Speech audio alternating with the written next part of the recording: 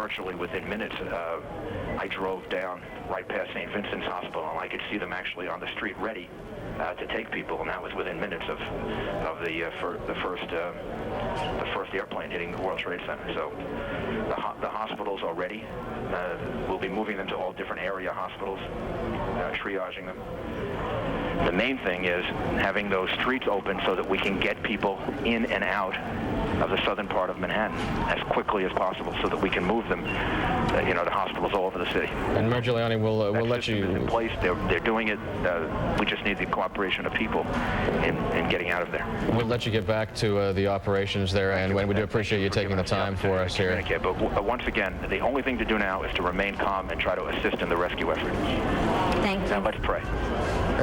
That's New York's Mayor Rudy Giuliani talking to a CNN affiliate New York One here, saying that clearly there's going to be tremendous number of lives lost on these attacks here in New York, urging people to stay calm and to leave the area calmly. The area is in the southern part of Manhattan, way down on the tip of Manhattan Island. The mayor urging people to calmly move north. CNN's Jamie McIntyre is at the Pentagon. Jamie, why don't you start, if you can, at the beginning here as we try and put some order to all of this. What happened? Well, let me just describe the scene that we have here, and I'll back up a little bit. But right now I'm looking at the charred facade of the Pentagon, a huge gaping hole on the side where the Pentagon heliport is located, the side that faces Arlington Cemetery. In front of me is a long line of rescue personnel with backboards. They're just waiting for victims to be brought out so they can rush them to nearby medical facilities. I see a few victims being treated on the grass outside the Pentagon. Firefighters continue to pour streams of water onto the side of the building, and a huge black cloud of smoke continues to billow out. It is a scene of utter destruction here. I'm sure it pales in comparison to the World Trade Center, but I've never seen anything like this myself in the history of the Pentagon. There's been nothing like this. Again, a huge gaping hole. You can see the exposed 5 floors of the Pentagon offices just ripped apart. Our report is that an aircraft of some kind, and at least one witness identified it as a civilian aircraft, hit the side of the building shortly after the incident in the World Trade Center this morning. People who were in their offices nearby reported hearing a huge explosion, seeing shards of shrapnel come by their window. The entire Pentagon has been evacuated. Short time after this attack, there were urgent announcements made over the loudspeaker telling people to quickly get away from the building because they had reports of a second plane heading this way just 2 minutes away. F-16 jets were scrambled over the Pentagon. I saw several of them go by, but no second plane ever materialized, and the building remains completely evacuated as firefighters continue to pour columns of water on the devastated side of the Pentagon, and rescue personnel continue to whisk victims away. We have no report at this time of how many casualties. Clearly, dozens and dozens of people have been hurt, and we presume that there have been some deaths as well. It's hard to imagine otherwise, considering the extent of damage to the side of the building. And I can see just some of the windows beside a stretch of the building, perhaps 40 or 50 feet wide. Just looks like it has collapsed under the weight of the impact. Aaron? Jamie, thank you.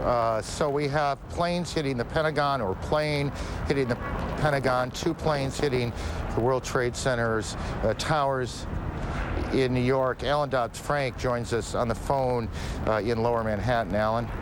Aaron, just 2 or 3 minutes ago, there was yet another collapse or explosion. I'm now out of sight. A Good Samaritan has taken me in on Duane Street. But at 11:15, there was another collapse or explosion following the 10:30 collapse of the second tower. And a firefighter who rushed by estimated that 50 stories went down. The street filled with smoke. It was like a forest fire roaring down a canyon. Now, as I think Patty Sabga and others have told you, all of Manhattan is covered, downtown Manhattan is covered with thick white ash and building material. The ambulances have been coming now from as far as Long Island. All the rescue workers are being equipped with gas or face filter masks, and firefighters have been arriving even by pickup truck.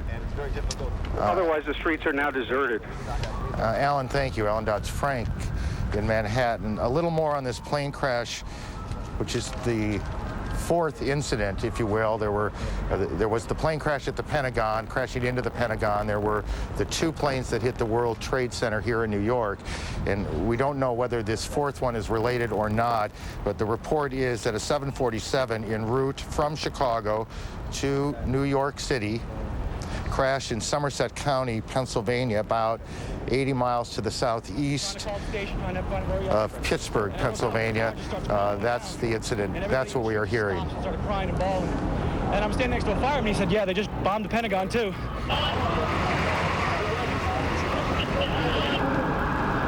Our colleague, Jeff Green, well, we have a little more sound here from witnesses. I'm with the fire alarm company. The doorman goes to me, wow, I never seen a plane flying so low. And we looked out at it, all of a sudden, boom, it seemed like it wasn't even real. And we came running over here closer to the place, and all of a sudden we saw the other explosion. I don't know. Get down! What's happening? She's right in front of the explosion!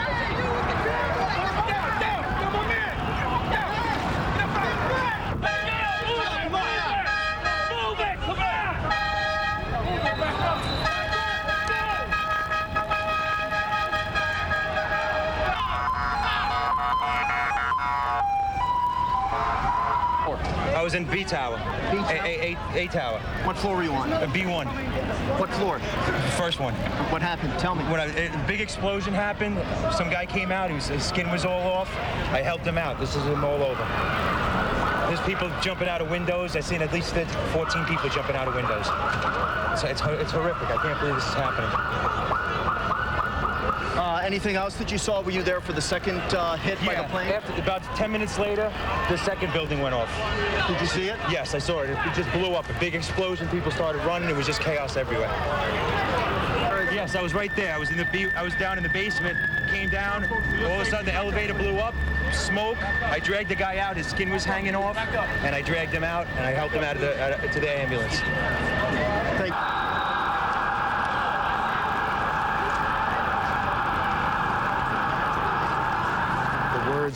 The words of some of the witnesses here in Manhattan this morning, and the pictures of what will, I suspect, before this is over, go down as one of the most horrific days in our lifetime. We're joined by our colleague, CNN's Jeff Greenfield. Aaron, you know what? In 1993, when terrorists bombed the World Trade Center, their plan was to knock one of the towers into the other, bringing them both down. That disaster was averted, and bad as that was, in a sense, America was lucky. Another terrorist attack in the planning was interrupted to blow up the Lincoln Tunnel and submerge dozens, maybe hundreds of people. At the eve of the millennium, a suspected terrorist, was intercepted, you remember, at the Canadian border on his way to Seattle. And I know that not so long ago, former President Clinton, in a private talk to a group, ruminated on how lucky the United States has been over the years with the combination of luck and the skill of anti-terrorist people, to avoid such things. What we are seeing now is nothing less than the worst nightmare that one could imagine come to life, probably worse than anyone could have imagined. You may remember that Tom Clancy wrote a novel that ends with a terrorist hijacker crashing into the Capitol. The worst act of terrorist violence on American soil, the Oklahoma City bombing, killed fewer than 200 people. All we know today is that tens of thousands of people worked in that complex that has been destroyed. And I hate to say it this way, but this may be the day that America's luck ran out. Well, it is hard, isn't it? I mean, you look out here and you see the Statue of Liberty to the right, and these buildings off to the left, the attacks on Washington. We don't know a lot about who's behind this or what this is all about, but the symbolism of these attacks is extraordinary. CNN's David Ensor is in Washington, and he joins us.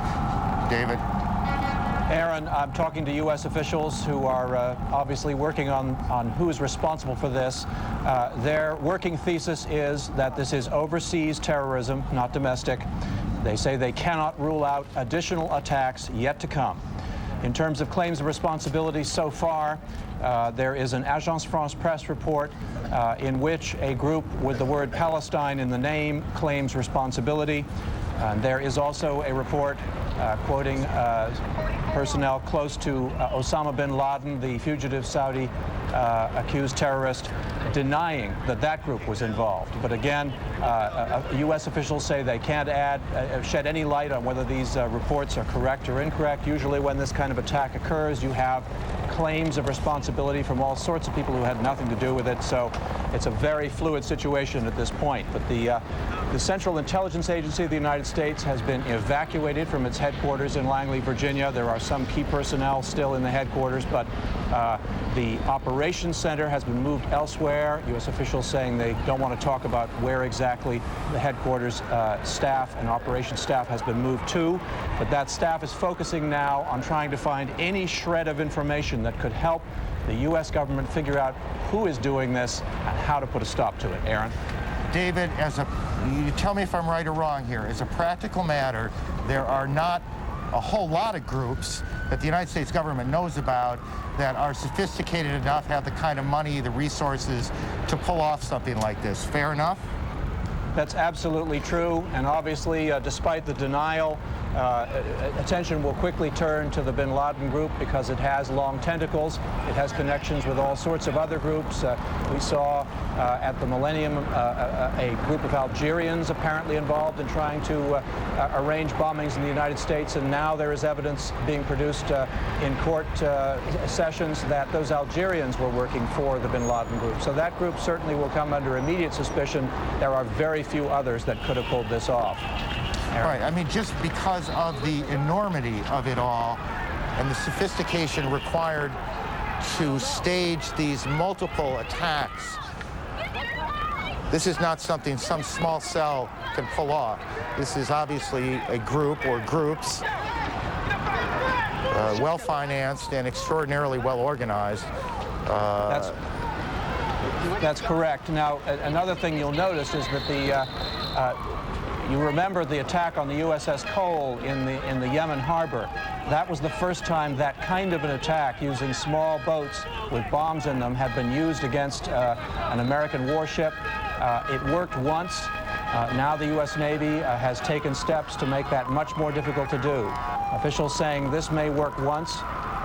They will now have to take measures to try to make sure that this kind of thing can't be done again. But these are apparently hijackings of civilian aircraft. So it was a sort of modus operandi that was dreamed up in some evil terrorist's mind and done on a massive scale here today, Aaron. Taliban space.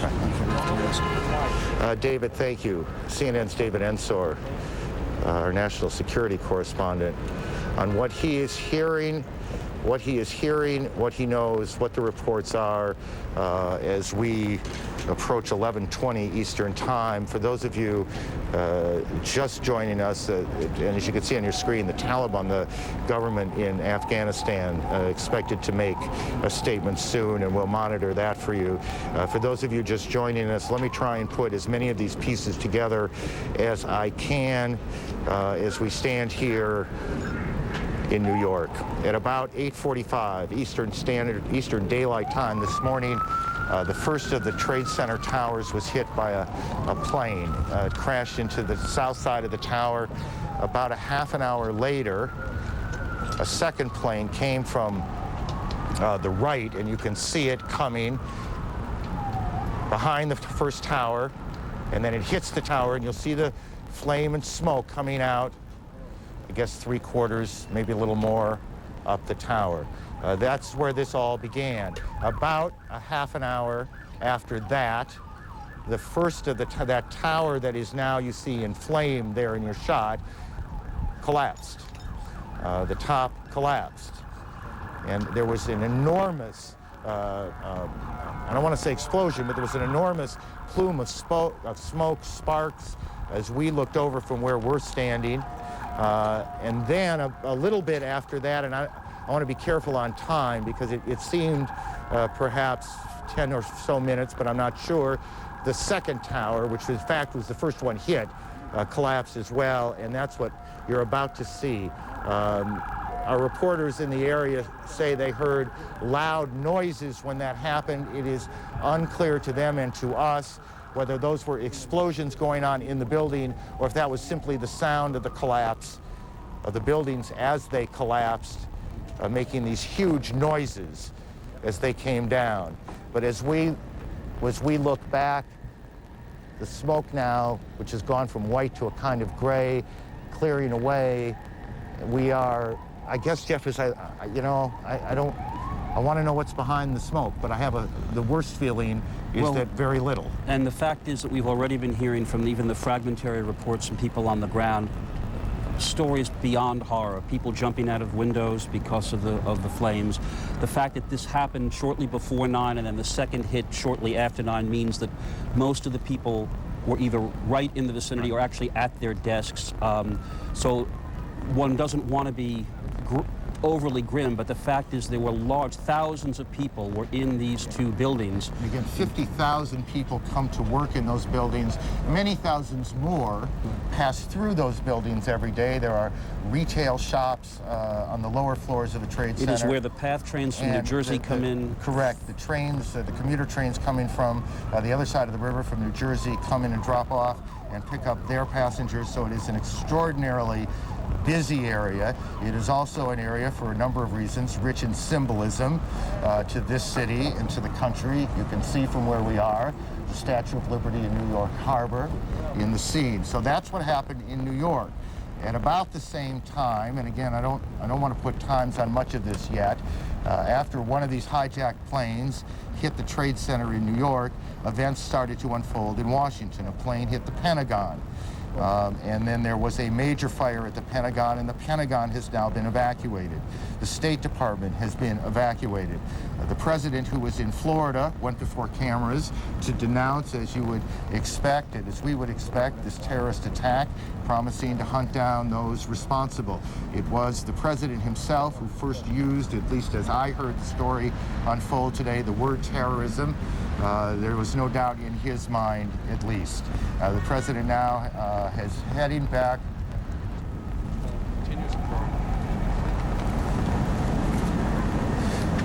We are now getting a report from that American Airlines says that one of its flights, a flight from Boston to, I believe, Los Angeles, correct me guys if I'm wrong, is down, or at least they've lost contact with it. 81 people on board. This would be the second of American Airlines flights to have been involved, presumably, in this event. Another flight, this one from Dulles to Los Angeles, is down with 54 passengers on board. So again, so there are two American Airlines, one Dulles, Washington, D.C. to Los Angeles, the other Boston to Los Angeles. Both American Airlines planes reported by the airline to be down.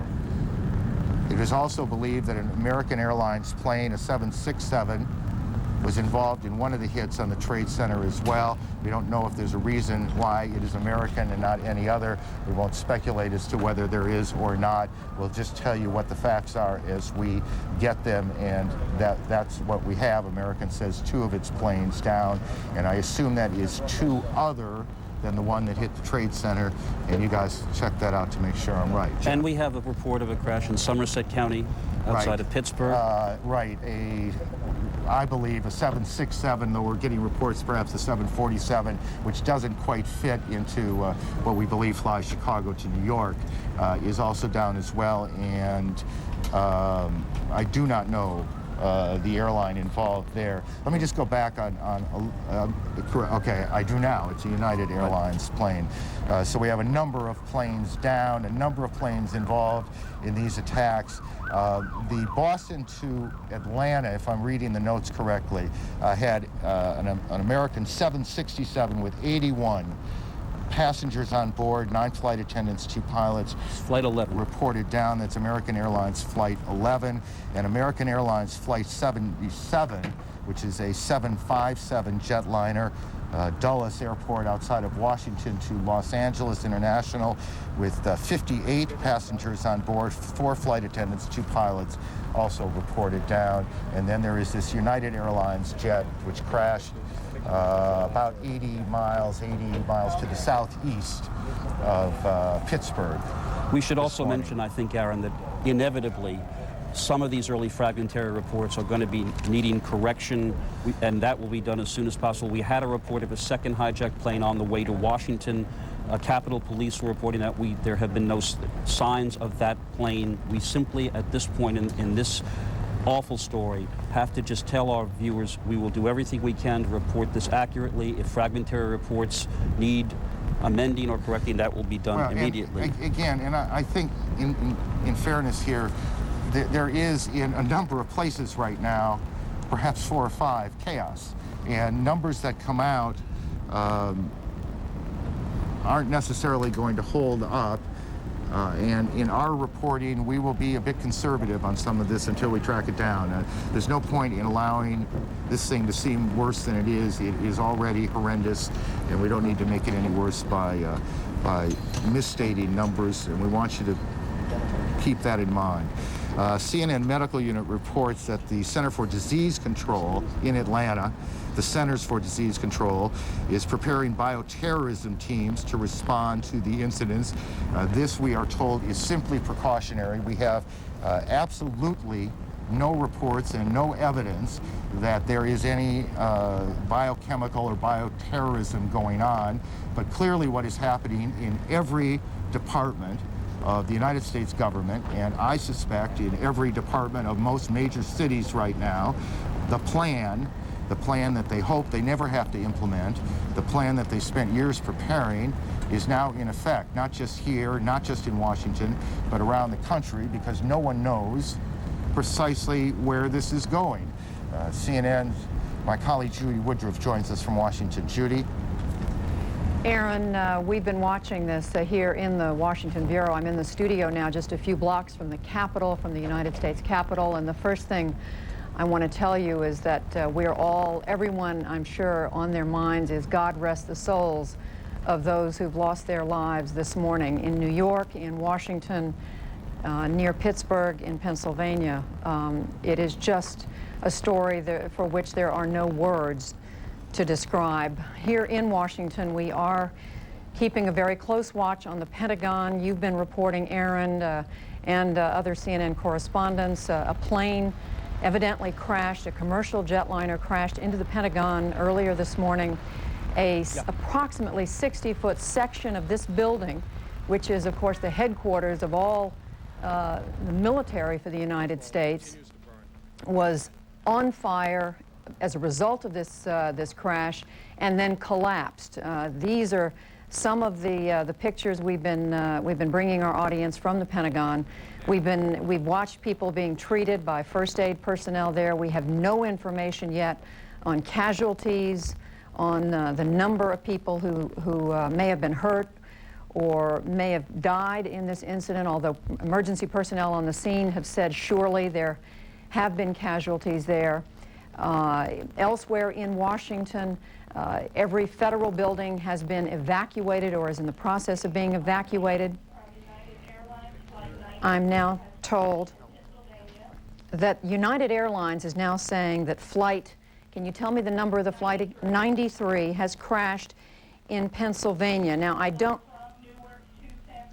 a flight from Newark, New Jersey to San Francisco. Now, we don't know if this is the same airplane that Aaron was reporting a little earlier crashed in Somerset County near Pittsburgh. Aaron had reported that some minutes ago, and now we are getting a confirmation from United Airlines that its flight United 93 on the way to San Francisco has crashed.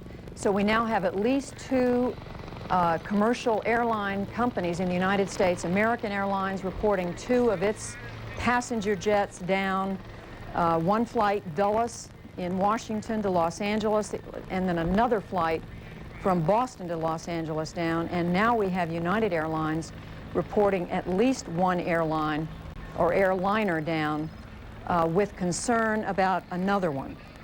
So the pieces of this story continue to come together. I have to say, in my 30 years as a journalist, I have never seen anything like this, never covered a story of the dimensions of this, and I'm sure it's safe to say that's the case for my colleague Aaron Brown and for any one of the other many correspondents, producers, and others with CNN and our colleagues at the other news networks. And I would just remind you that CNN right now has producers, correspondents all around the world who are watching for any more information that we can bring you at this point. As Aaron and Jeff Greenfield have been saying in the last few minutes, everything we have right now is fragmentary.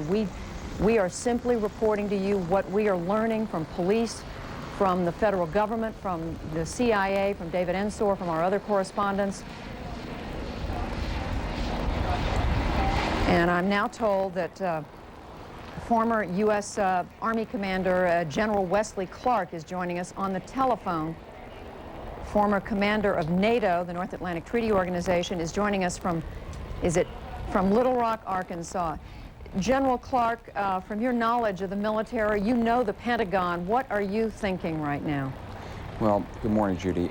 First of all, we've got to try to assess what's really happening, and as all of the news reports indicate, it's clearly a coordinated effort.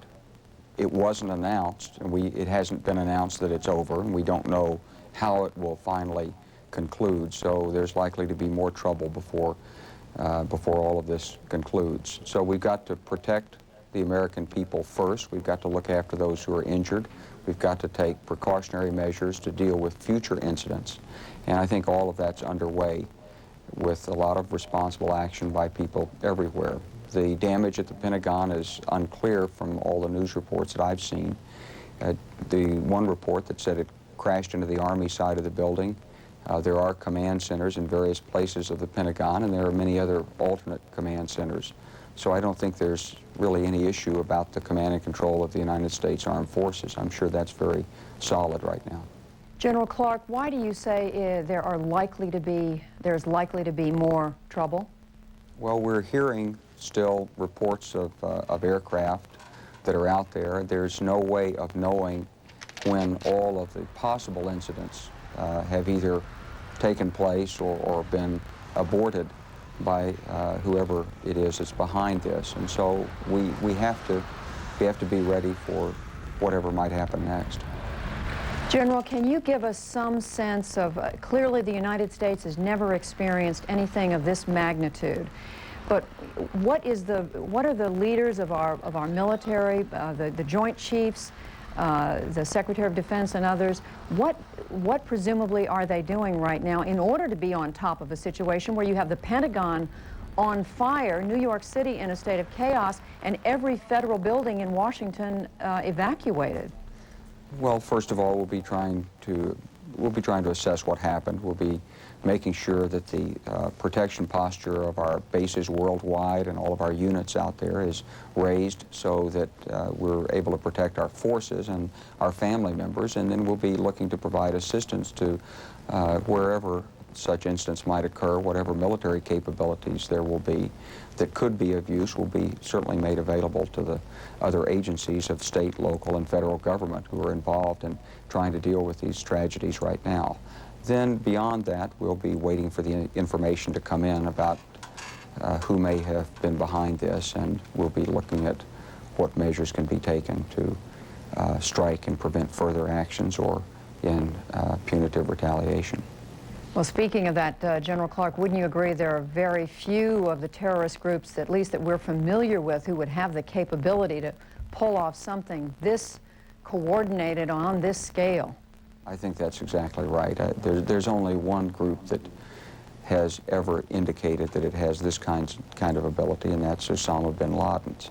So obviously that'll be the first suspicion. Clearly we are all in a state of shock, General Clark, but is it fair to say that you're not truly surprised by this, given what we've heard from that particular group? And again, we don't know who's behind this, but given what we do know. Well, there have been many threats made against the United States and threats of terrorism, and we know that the World Trade Center has been a target. We know that aircraft have been hijacked, and we know that car bombings are used in many places in the world, and there's no doubt that for a long time there have been groups who have tried to target the United States. Normally, many times we've gotten indications, we've been able to take actions that the American public never knows about that have broken up these attempts. In this case, for whatever reason, we didn't have the information and we weren't able to take the actions to break it up. And General, what do you say to those Americans who are looking at these horrific pictures that they've been watching now for almost 3 hours on television, who are thinking, will I ever feel safe again in an airplane, in a tall building in this country? I think that that will be one of the primary issues that has to be addressed by government leaders, is how to restore ever a sense of normalcy to the country. Will it ever be the same? And that's a question everybody will be asking. But I think it's too soon to expect any answers to that. I think we've got to assess this, we've got to track this down. I think one thing that comes through very clearly now is if this is terrorism and international terrorism, then clearly there has to be a much greater degree of cooperation between nations to deal with this. Whoever did this lives somewhere. He's supported by someone, and people know him, and someone knew that these events were being planned. And if we didn't have that information, we should have. And I think that's one resolve that will come out of this from nations all over the world, that more has to be done collectively together. But in a large sense, General Clark, whoever was behind this has clearly succeeded in the most horrific and devastating way. Well, it's been a tragedy for America, there's no doubt about that, and for so many people and their families, our hearts go out to them. General, we're looking, as I'm talking with General Wesley Clark, who is a former NATO commander. He's talking to us from Arkansas. We're looking at helicopters patrolling. I believe it's the area around the Pentagon, although I can't tell by the banner across the lower part of the screen. We do know that President Bush was in Florida this morning. He abruptly cut his trip short in order, we think, to fly back to Washington. And General Clark, while you are with us, what would the plans be for the President in this situation without giving away secure information? Would the President necessarily return to Washington? Is there always a plan in place in these situations? Well, there would have to be a plan always in place to take the President to where he can best control what's going on and monitor it and make decisions, and also where he will be safe. And you can be sure that there are plans and backup plans and alternate plans to the backup plans.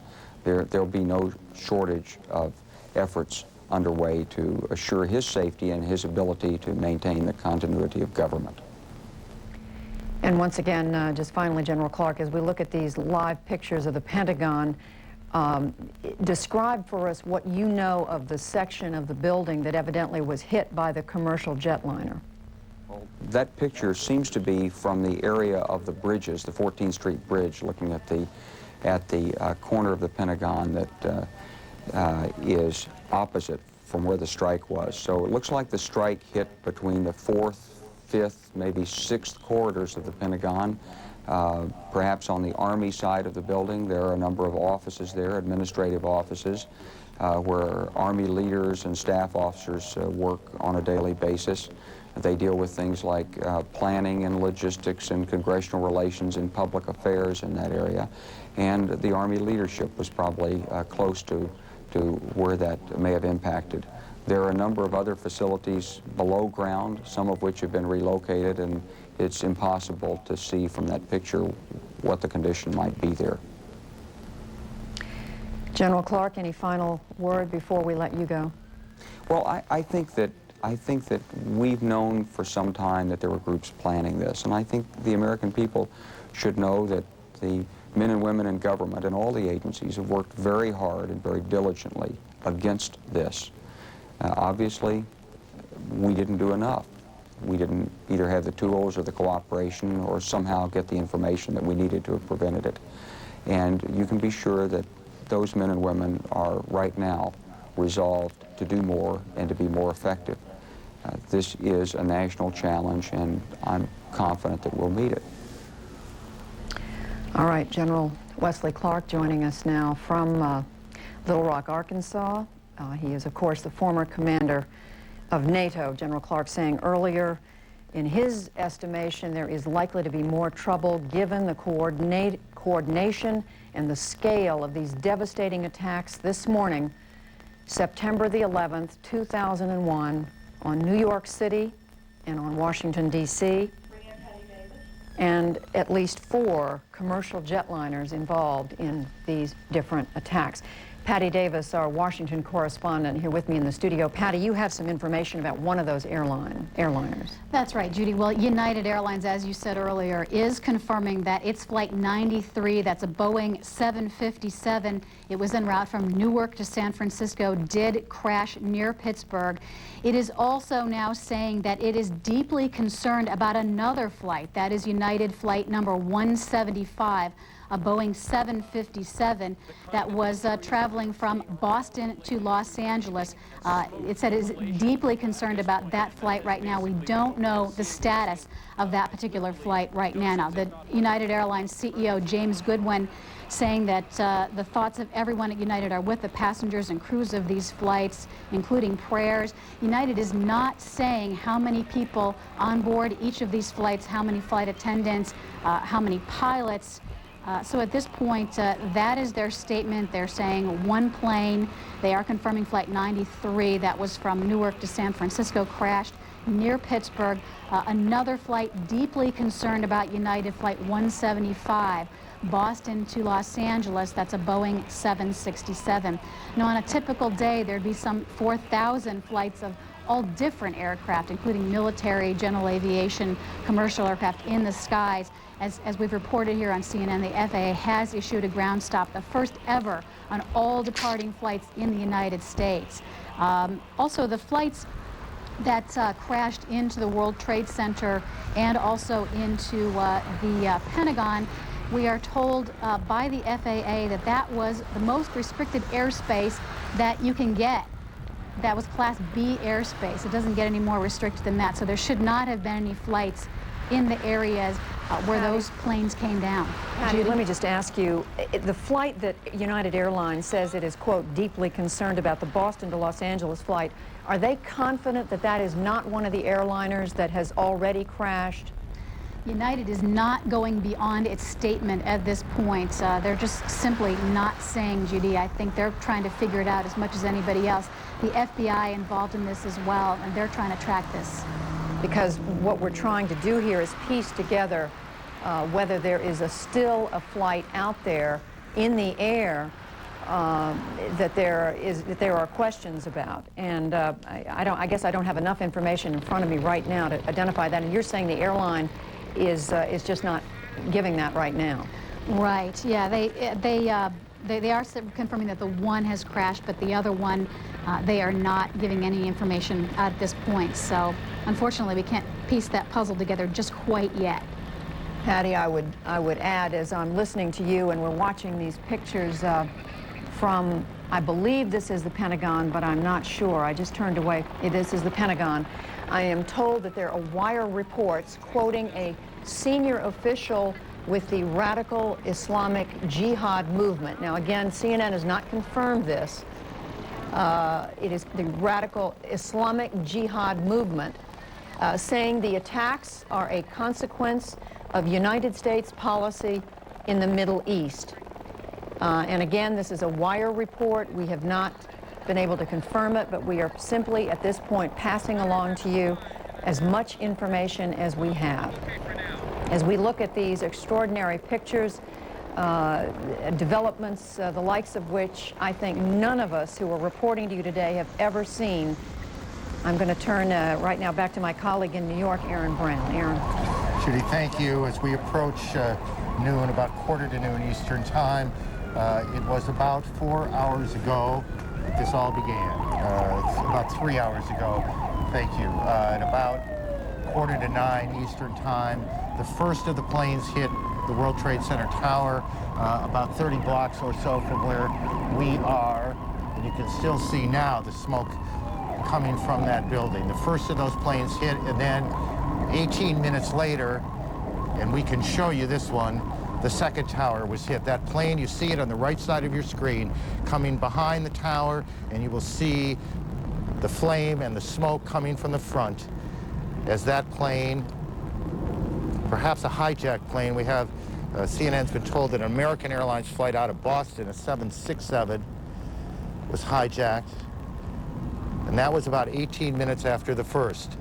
Then as rescue crews began converging, as people desperately tried to get out of those buildings, some 50,000 people work in the Trade Center towers here in Manhattan. As they were trying to get out, the South Tower collapsed. It collapsed in an enormous plume of smoke and spark. And what we can't tell you is if there was a second explosion or if this collapse was simply a structural collapse caused by the plane that hit it perhaps a half hour before. And then just a few minutes after that, it wasn't very long, as you will see, it happened again. The second tower came tumbling down, and you can see that it almost looks like one of those planned implosions, but of course there was nothing planned, and it was not an implosion, as you see. That was the first tower collapse that we just saw. There we go. Here's the second one This is the collapse of the second tower. And so now as we stand here, both towers, the tops of both towers are gone. Behind somewhere, that plume of smoke that continues to rise over the Trade Center. What is left of those buildings, we cannot tell you. We cannot tell you. In Logan Airport, where at least 2, perhaps 3 of the planes involved began their day, officials now are meeting with reporters, and we can pick that up live. That we've had various reports on to call these following numbers. American Airlines, 800-245-0999.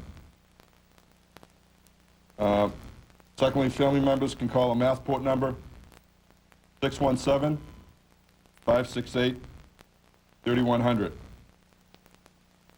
We've also urging people not to come to the airport at this point in time. We've increased the shuttle buses from the terminals to the MBTA Blue Line stop, and the MBTA has increased the frequency of subway transportation. We are in close communication with the FAA, the FBI, State Police, Commonwealth of Massachusetts. And that's all I have right now. So you've got to tell us. What flights do you have reports on? The flights, I cannot confirm or deny any flight numbers because I have not received official notification on any flight numbers. How can we get all in? It'll be everybody who's got a flight. Okay, I do believe several of the media outlets are broadcasting several flight numbers. I believe they broadcast flight number 11, American Airlines.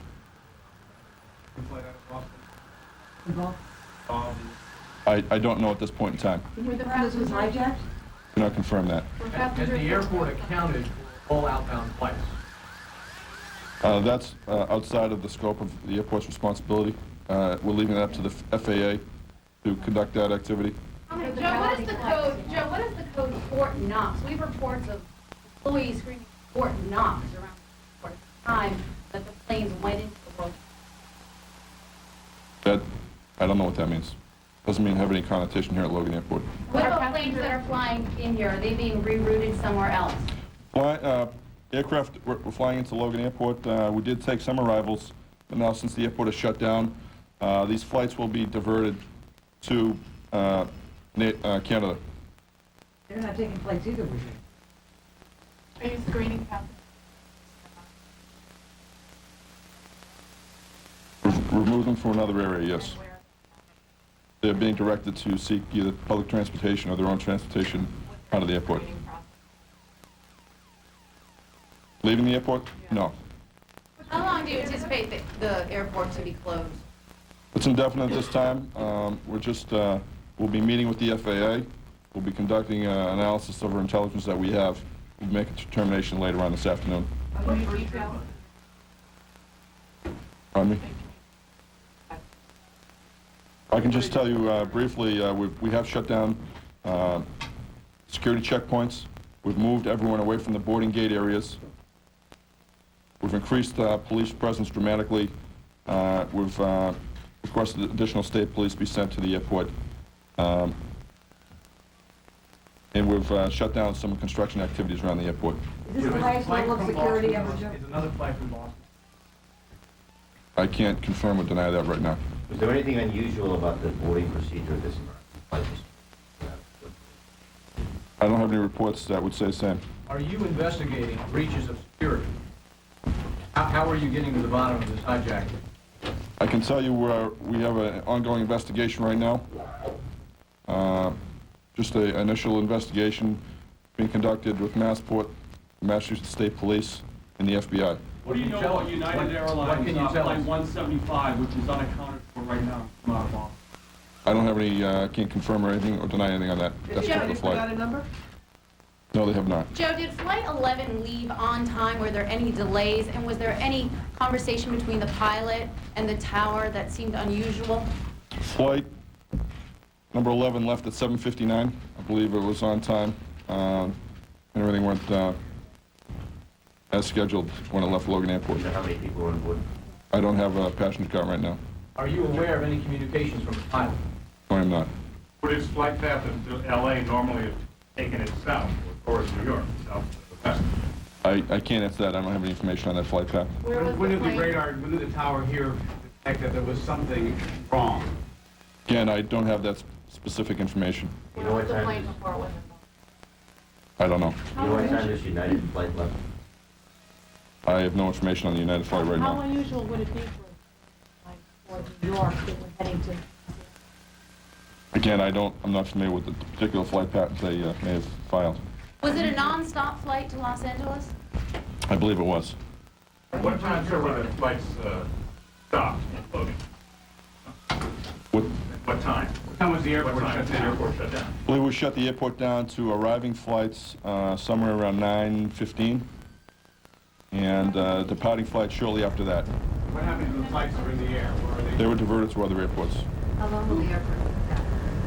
How long? Again, we're going to assess all the measures that we've taken. We want to, obviously, the safety and security of anyone who works here at the airport, any of our passengers, is a top priority. Do you have a lot of baggage? That's Joe Lawless, part of the security effort at Boston's Logan Airport. A number of the planes that have been involved in this extraordinarily horrendous event today began their day in Boston. The Boston airport, like airports now across the entire country, is closed. Every airport in the country closed. International flights, as you heard Mr. Lawless say, being sent to Canada as they approach the United States. These are scenes, this is tape from the ground, and obviously this is unedited tape, so kind of bear with us. It's a little raw at this point, but this was on the ground at the around the trade center here in New York as the events began unfolding. And as you can see there, you can see that huge hole in the building of the Trade Center, both buildings, standing at the time. You can see that where the plane, it almost looks like it came through the entire building. And Aaron, we should remember what Wesley Clark told Judy Woodruff a couple of minutes ago about how much U.S. authorities have been worried about such an attack, how hard they've worked to try to fight it, how something may have gone wrong. And I believe we have on the phone right now someone who, both in fact and fiction, has dealt with justice, and that's author Tom Clancy.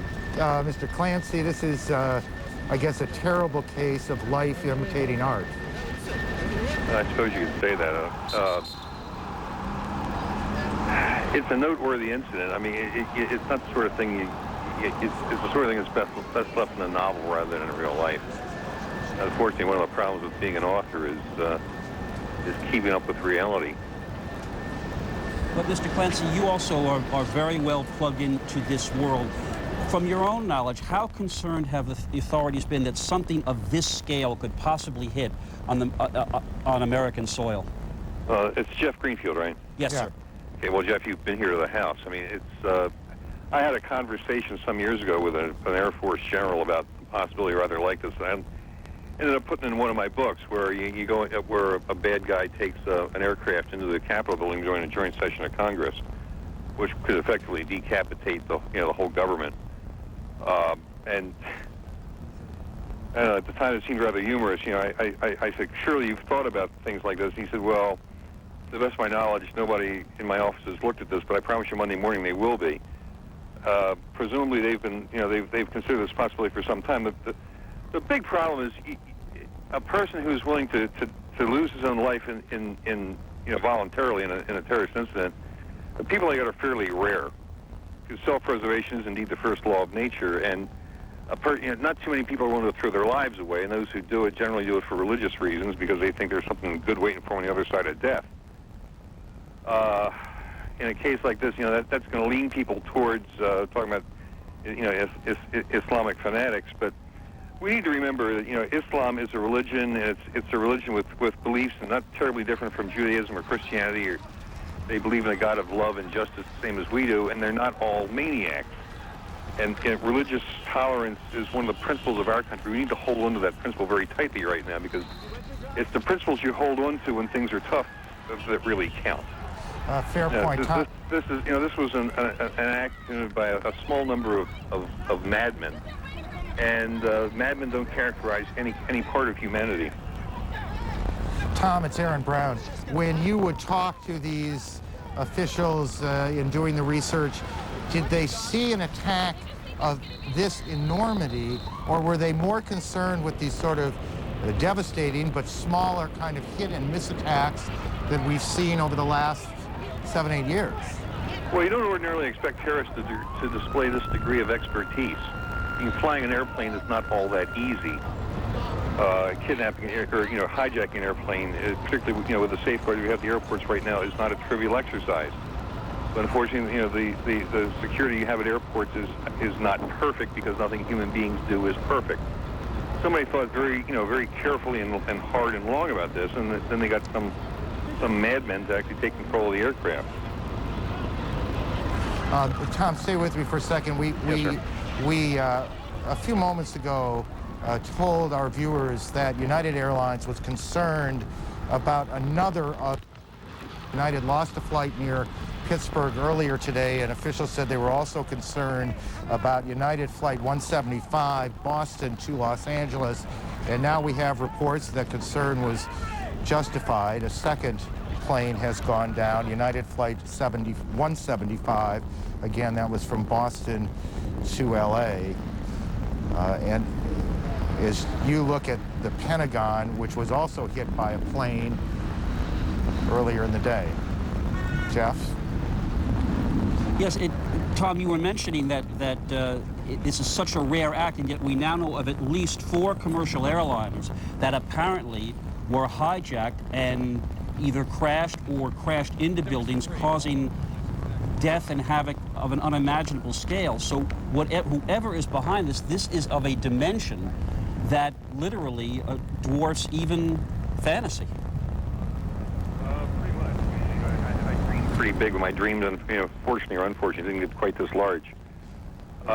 It's not, generally speaking, it's not credible to think that you're going to find more than one person who's willing to do something like this, because people who are willing to throw their lives away are fairly rare.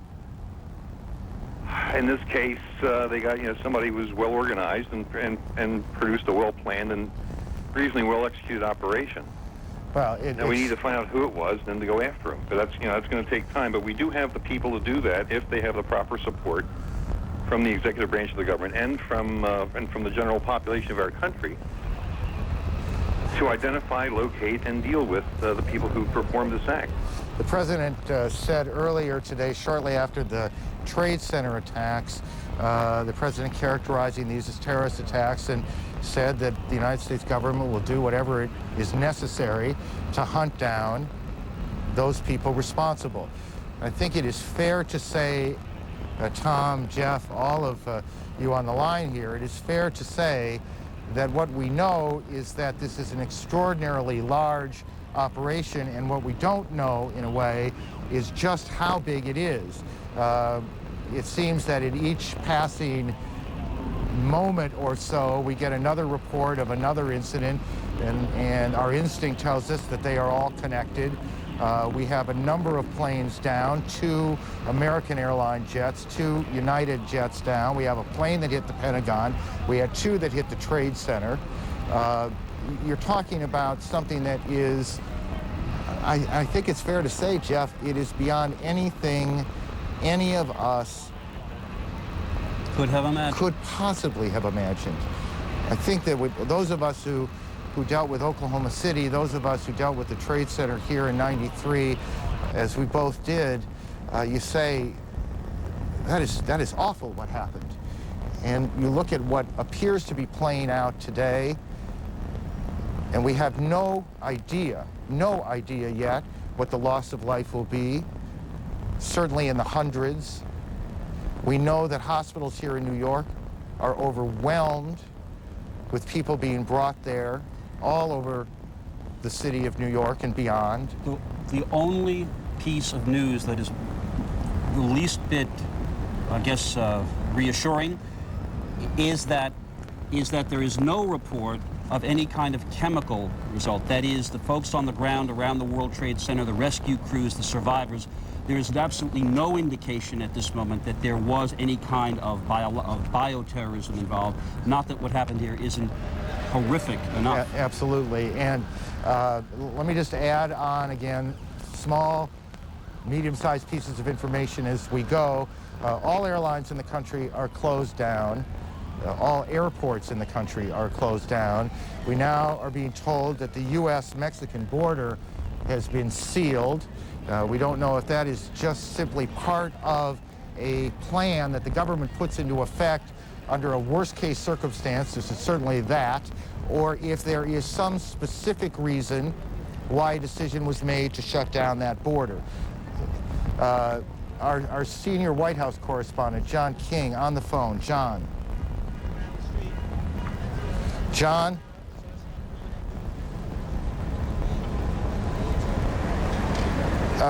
King, can you hear me? It's Aaron. I hear you, Aaron.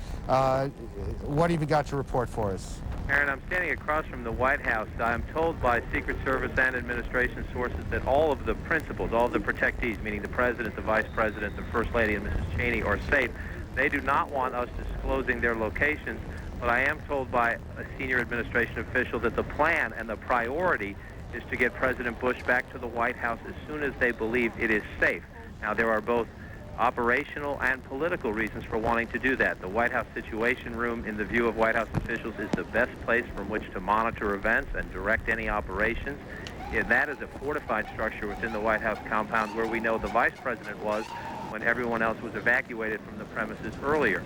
Again, the Secret Service does not want to confirm for us for security reasons, or administration officials the same, tell us where those people are now, although I was told a short time ago the Vice President is still in a position to be monitoring and directing the response to these developments, and that the President, who is en route back to Washington, we're told Andrews Air Force Base is on full alert. I was also told that there are extra precautions that were taken to ensure the President's flight back to Washington was a safe one. Now, you can read into that additional fighter jet escorts, Air Force One always has some escorts with it, that additional fighter jet escorts were put up for that. Now, the political reason they want to get the President back to the White House is rather obvious. The White House believes this has been a tragic terrorist attack, and they want to send the signal that the President is back on the job at the White House. Priority one, though, officials say, is to guarantee that he can be safely brought back to the White House. And in the past half hour or so, we have seen security precautions on the street, checks being taken out on the street, on the grounds around the White House. There are snipers up on the roofs of the White House itself, including buildings around it. And a military helicopter gunship flew over the premises not that long ago, about 15 minutes ago now, and then it circled back over toward the Pentagon. where from my location you can still see smoke coming into the sky from there. But we are told the Vice President is still in a position to monitor all this as the President makes his way back.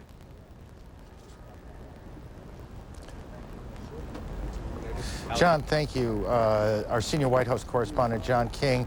As John mentioned, the President was in Sarasota, Florida, making his way back to Washington. Whether he'll be taken directly to the White House or not is a little bit unclear. Secret Service wants to make sure the building is safe. It is, I would add, one other symbolic reason why you would want to get the President in the White House, and that's to send a message to who's ever responsible for this, that yes, you've caused extraordinary damage and a great deal of tragedy here, but what you haven't done is shut down the American government. The President will want to get home. Governor George Pataki of New York joins us on the telephone. Governor, are you there? Can you hear me? Yes, I'm here. What are you hearing from the Trade Center area itself? Well, we're still hearing that it's a horrific situation. We're in desperate need of people to help out with emergency services. The city team is there, but we've activated our National Guard and our statewide fire and emergency services, and we're going to be bringing those in to relieve the city forces as the afternoon goes on. I've been in touch with the mayor, I've been in touch with the White House, and everything that we can do and everything that can be done is being done at this point. Has anyone given you any idea of how many injured we are dealing with down? Not at this point. At this point, the sole goal is to try to help as many people as possible, to get them to the emergency services, to get them the care they need, to help people who want to leave the area to leave in an orderly way, and to make sure we do everything we can to provide security throughout the city and throughout the state. And Governor Pataki, can you tell me the degree to which the state's planning for these sorts of tragedies, and there's obviously a plan in place, and New York is, because of its place in the world, is obviously a place you have to consider a target, whether that plan envisions something of the magnitude of what has taken place this morning? Well, you plan for any eventuality, but you never actually expect to see something of this magnitude. But we have coordinated well with the city. We're going to continue to make sure we provide all the support we can. We do have emergency services and emergency transportation running. I know the reports have been inaccurate. We do have limited rail service out of Grand Central to the northern suburbs, limited rail service out of Brooklyn and Queens to Long Island. We're working to make sure that bus service, to the extent possible, continues, and we're trying to get subway service back on track. It's not there yet, but the coordination has been excellent. It's just in an attack of this magnitude. We just have to focus on responding and helping people at this point. And do you have any idea how many people have been hospitalized or how many hospitals are involved, whether they extend beyond the city? Not at this point, but every emergency service, every hospital that can provide assistance is providing assistance. The people have been just terrific in their response, and we're going to continue to make sure that response is as strong as it can be. Governor, take a moment and tell me, not as the governor necessarily, but as a resident of this state, an important player in the affairs of this state, what you're thinking today? This is an enormous tragedy. I have friends in those towers. I have friends who were there this morning that we haven't heard from. And our thoughts go to the people who are there, to their families, to all those who are suffering at this time, and we will be there to help, and we will be there to do everything we can to make sure that the support and the services necessary are provided.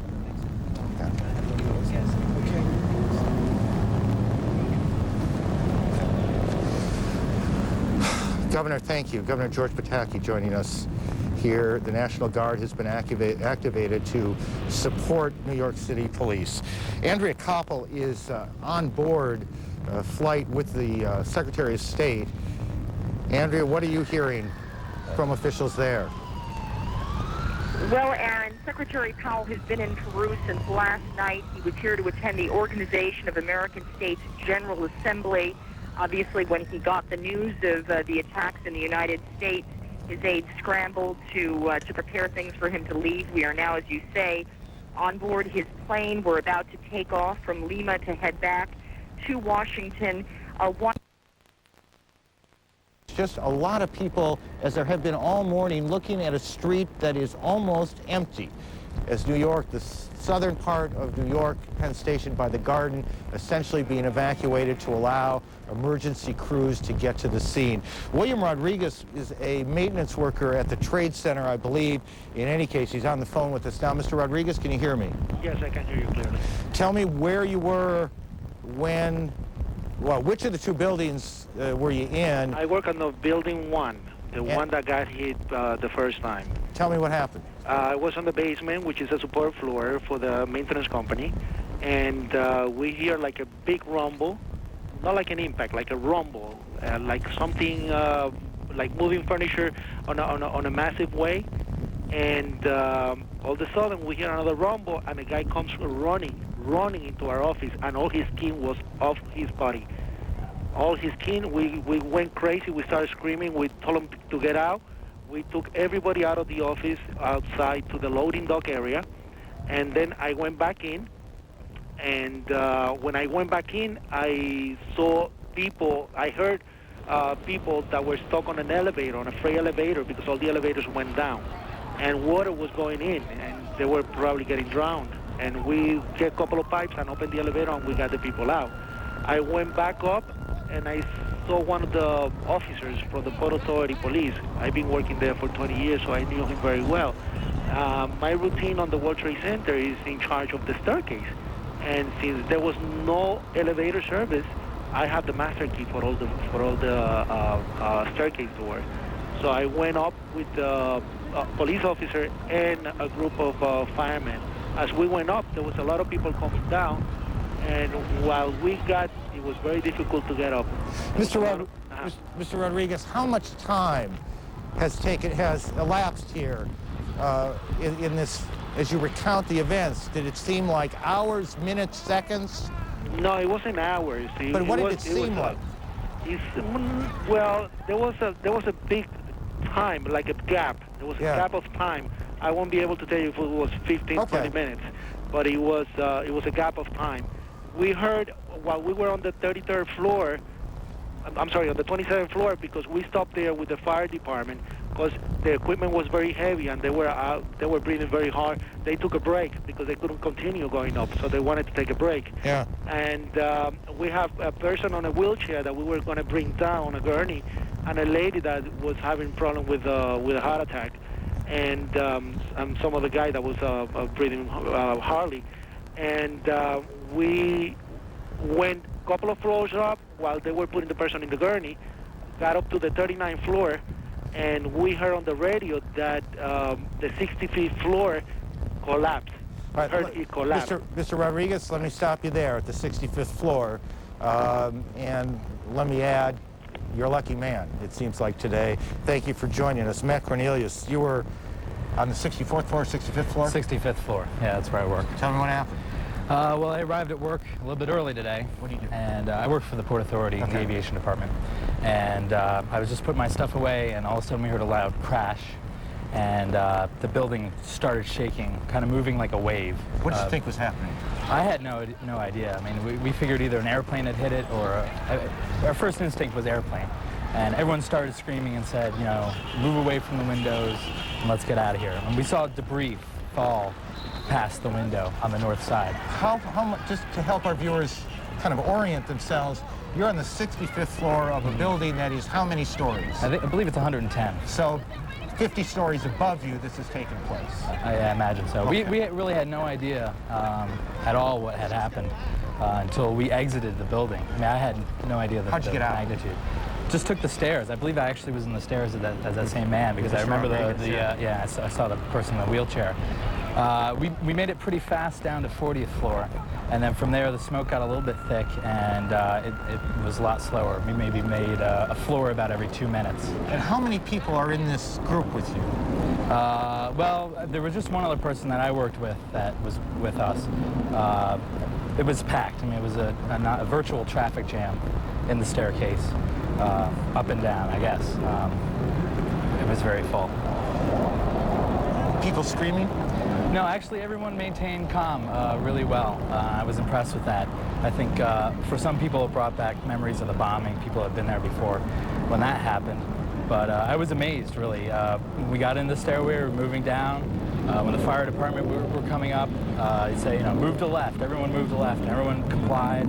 A couple of people started crying a little bit, but we said we're going to get out of here. We just got to focus and take it one step at a time. Was it noisy, or was there screaming? No, it was quiet. Was it eerie?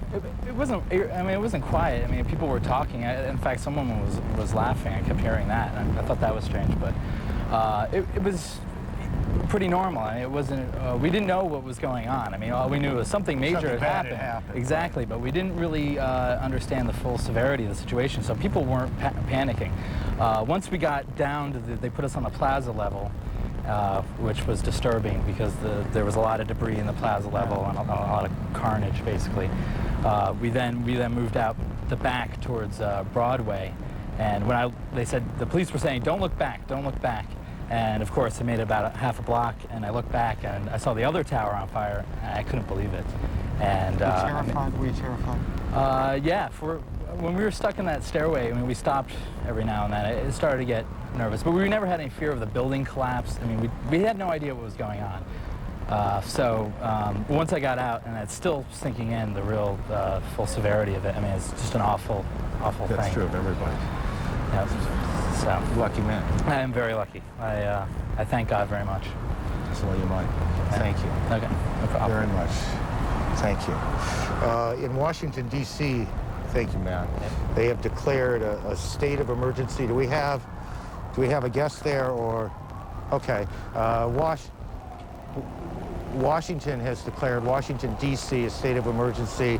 I believe I was just told that the Space Needle in Seattle has been closed down. Is that correct? Did I hear you guys? There are a couple of points we might make there. Back in the year 2000, just before New Year's Eve, coming into Washington State, a man was stopped with explosives, and as it turned out, that was a part of a planned terrorist attack, and it caused the city of Seattle to shut down what had been an enormously elaborate Millennium celebration.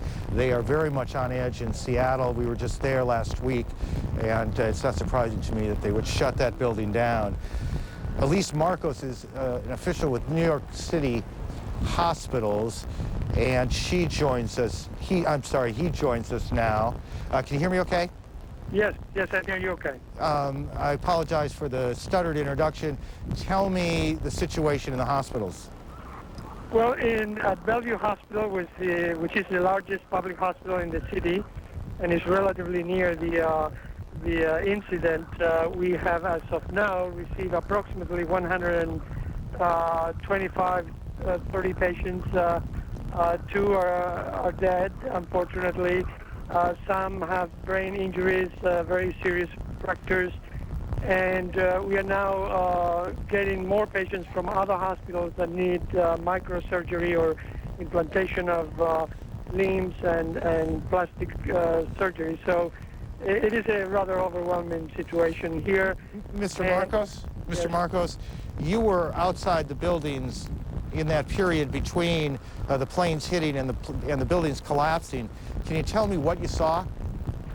Well, as president of the public hospitals, I was asked immediately within seconds to join the crisis assistance unit, which is located across the street from the World Trade Center. So I drove there, and as I was parking, a huge piece of rock hit the back of the car, broke the windshield where I was sitting, so I'm very lucky to be alive. Then when I went to the center was evacuated because they were afraid that a second plane may be coming. I joined the fire commissioner, and then I needed to use the telephone because cellular phones were not working. I went into, I think, American Express building, and as I was there, one of the buildings collapsed, and we were unable to leave that building, and thanks to a very brave police officer who was able to find an exit, we are here today. Mr. Marcos, we heard reports that people were jumping out of the building. Did you see that? Unfortunately, I saw about 5 people jumping from up the building, and I can tell you this no other, I've never had such an overwhelming and terrible experience in my life. Although I've been in this job for a long time and I've seen a lot of things, it's just something that is very hard to describe.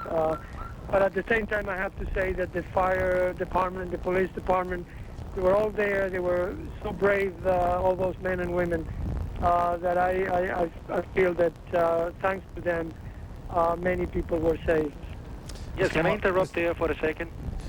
When I was coming down, just as I left the building, there were still firemen inside the building on those floors that I mentioned before, on the 34, 38, 39, and 27th floor. And I'm 100% sure that they didn't make it. And the officer that told me to get out with the group that was taking the person on the gurney was an officer from the Port Authority Police, Officer Lim. I know he didn't make it, because as I came out of the building, I saw a lot of bodies on the floor. I saw a lady encrusted on the floor. That's probably one of the persons that jumped from the building, if he jumped from the building. But it was like it melted on the floor. That's how bad it was. As I came out of the building, we hear the rumbling, and I was told, run. When I look up, everything is coming down, and I start running as fast as I could, and we all jumped under one of the fire trucks, right on time, because everything just came right on top of us. We could have been crushed because the truck was coming down on us. And all of a sudden, it stopped, and we were pulled out from under the truck. But I know... Marcos, Mr. Martinez, thank you for your extraordinary descriptions of what was going on in and around the buildings, excuse me, around 9 o'clock this morning, a little before 9, and a little after 9 here in New York. We've heard a number of references today. Certainly the first thing we thought of as we were coming in to the 1993, February 93 attack on the World Trade Center. And as horrible as that was, and it was, 6 people died that day. Many hundreds were injured, but 6 people perished. It is not reasonable to believe that the numbers will be anything like that. They will be far, far worse. And I think we're just beginning to get a sense of the magnitude. CNN's Judy Woodruff in Washington. Judy? Aaron, we're listening to your reporting and the people you've been talking with. I have to say in stunned silence, none of us ever seen anything close to the magnitude of this horrific events of this morning. Just to quickly recap, 4 commercial airplanes in the United States, 2 United Airlines, 2 American Airlines, have crashed. We know 2 of them went into, and you can see the flights here, American Airlines Flight 11 leaving Boston on the way to Los Angeles. This is one of the planes, American Airlines 77 Dulles to Los Angeles. That plane, that second plane, believed to have crashed into the Pentagon, but again, that's not confirmed. The first American Airlines flight believed to have crashed into one of the World Trade Center towers. United Airlines Flight 93 leaving Newark on the way to San Francisco, believed to have crashed in Pennsylvania near Pittsburgh. And finally, another United Airlines flight believed to have crashed into the World Trade Center. In all, horrific, not just damage, but surely loss of life. It's far too early to know victims, the number of casualties. We do have some information we want to share with you. In addition to what you're seeing in New York City, one of those planes, as we said, crashed into the Pentagon. We're going to be taking you there in a moment to our correspondent, Bob Franken. But we want to let you know what we're learning, what our correspondents are learning, that in the last little while, 5 battleships, some of them destroyers, we know have left Norfolk and have moved out of port in order to be deployed for security reasons along the east coast of the United States. In addition, 2 aircraft carriers that were based in Norfolk, in the Norfolk area, have been moved out to sea and on their way to New York, to the New York area. Now, we don't have much more information than that. We were originally told they were just leaving port for safety reasons, for security reasons. We're now told that very specifically the mission of the aircraft carriers is to move into the New York area. The mission of the battleships to be deployed along the East Coast. And of course, as we get more information, we'll share that with you. As I turn to Bob Franken at the Pentagon, I just want to tell you, President Bush we can tell you now has been at Barksdale Air Force Base in Louisiana. He's now leaving that site on his way to an undisclosed location. Authorities telling us that they will not tell us where he is headed. Secretary of State Powell, the same story there, on his way back to the United States from a conference in Peru to an undisclosed location. And leaders of the United States Congress, both parties and both houses of Congress, moved to an undisclosed location.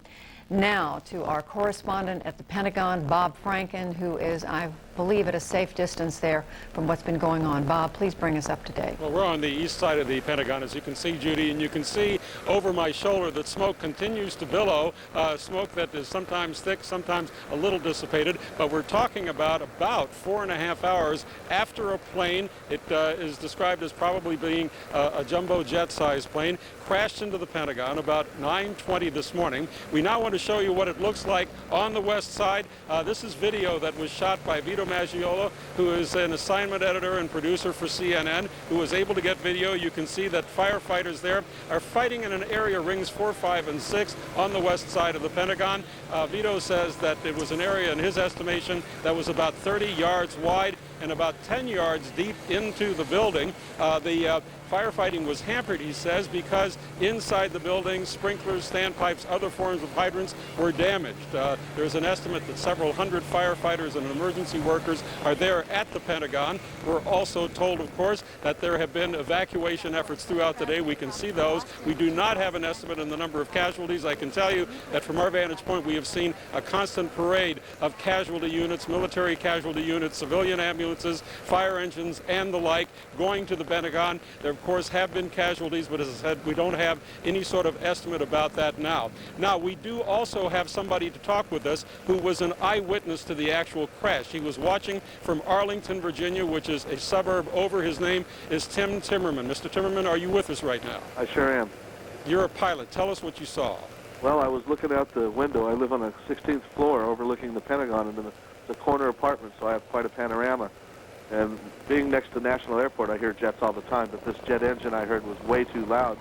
I looked out to the south, to the southwest, and it came right down 395 right over Columbia Pike. And as it went by the Sheraton Hotel, the pilot added power to the engines. I heard it spool up a little more.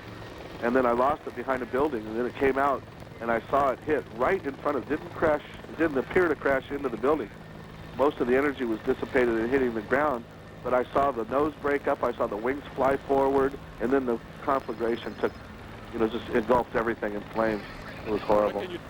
What can you tell us about the plane itself? It was a Boeing 757, American Airlines, no question. You say that there was a Boeing, and you say it was a 757 or 767. It's hard. 757. 757, yeah, which American of course Airlines. is American Airlines, one of the new generation of jets, and of right. course, it was not. It was so close to me. It was like looking out my window and looking at the helicopter. It was just right there. We were told that it was. We were told that it was flying so low that it clipped off a couple of light poles on its way in. That might have happened behind the apartments that occluded my view, and when it reappeared, it was right before impact. And like I said, I saw the airplane disintegrate and then just blow up into a huge ball of flames. So there was a fireball that you saw. Absolutely, and the building shook, and it was, quite a tremendous explosion. What did you see after that? Nothing but the flames, and I sat here and I took a few pictures out my window, and I noticed the fire trucks, and the response was just wonderful. Fire trucks were there quickly. I saw the area. The building didn't look very damaged initially, but I do see now, looking out my window, there's quite a chunk in it. But I think the blessing here might have been that the airplane hit before it hit the building, hit the ground. A lot of energy might have gone that way. That's what it appeared like.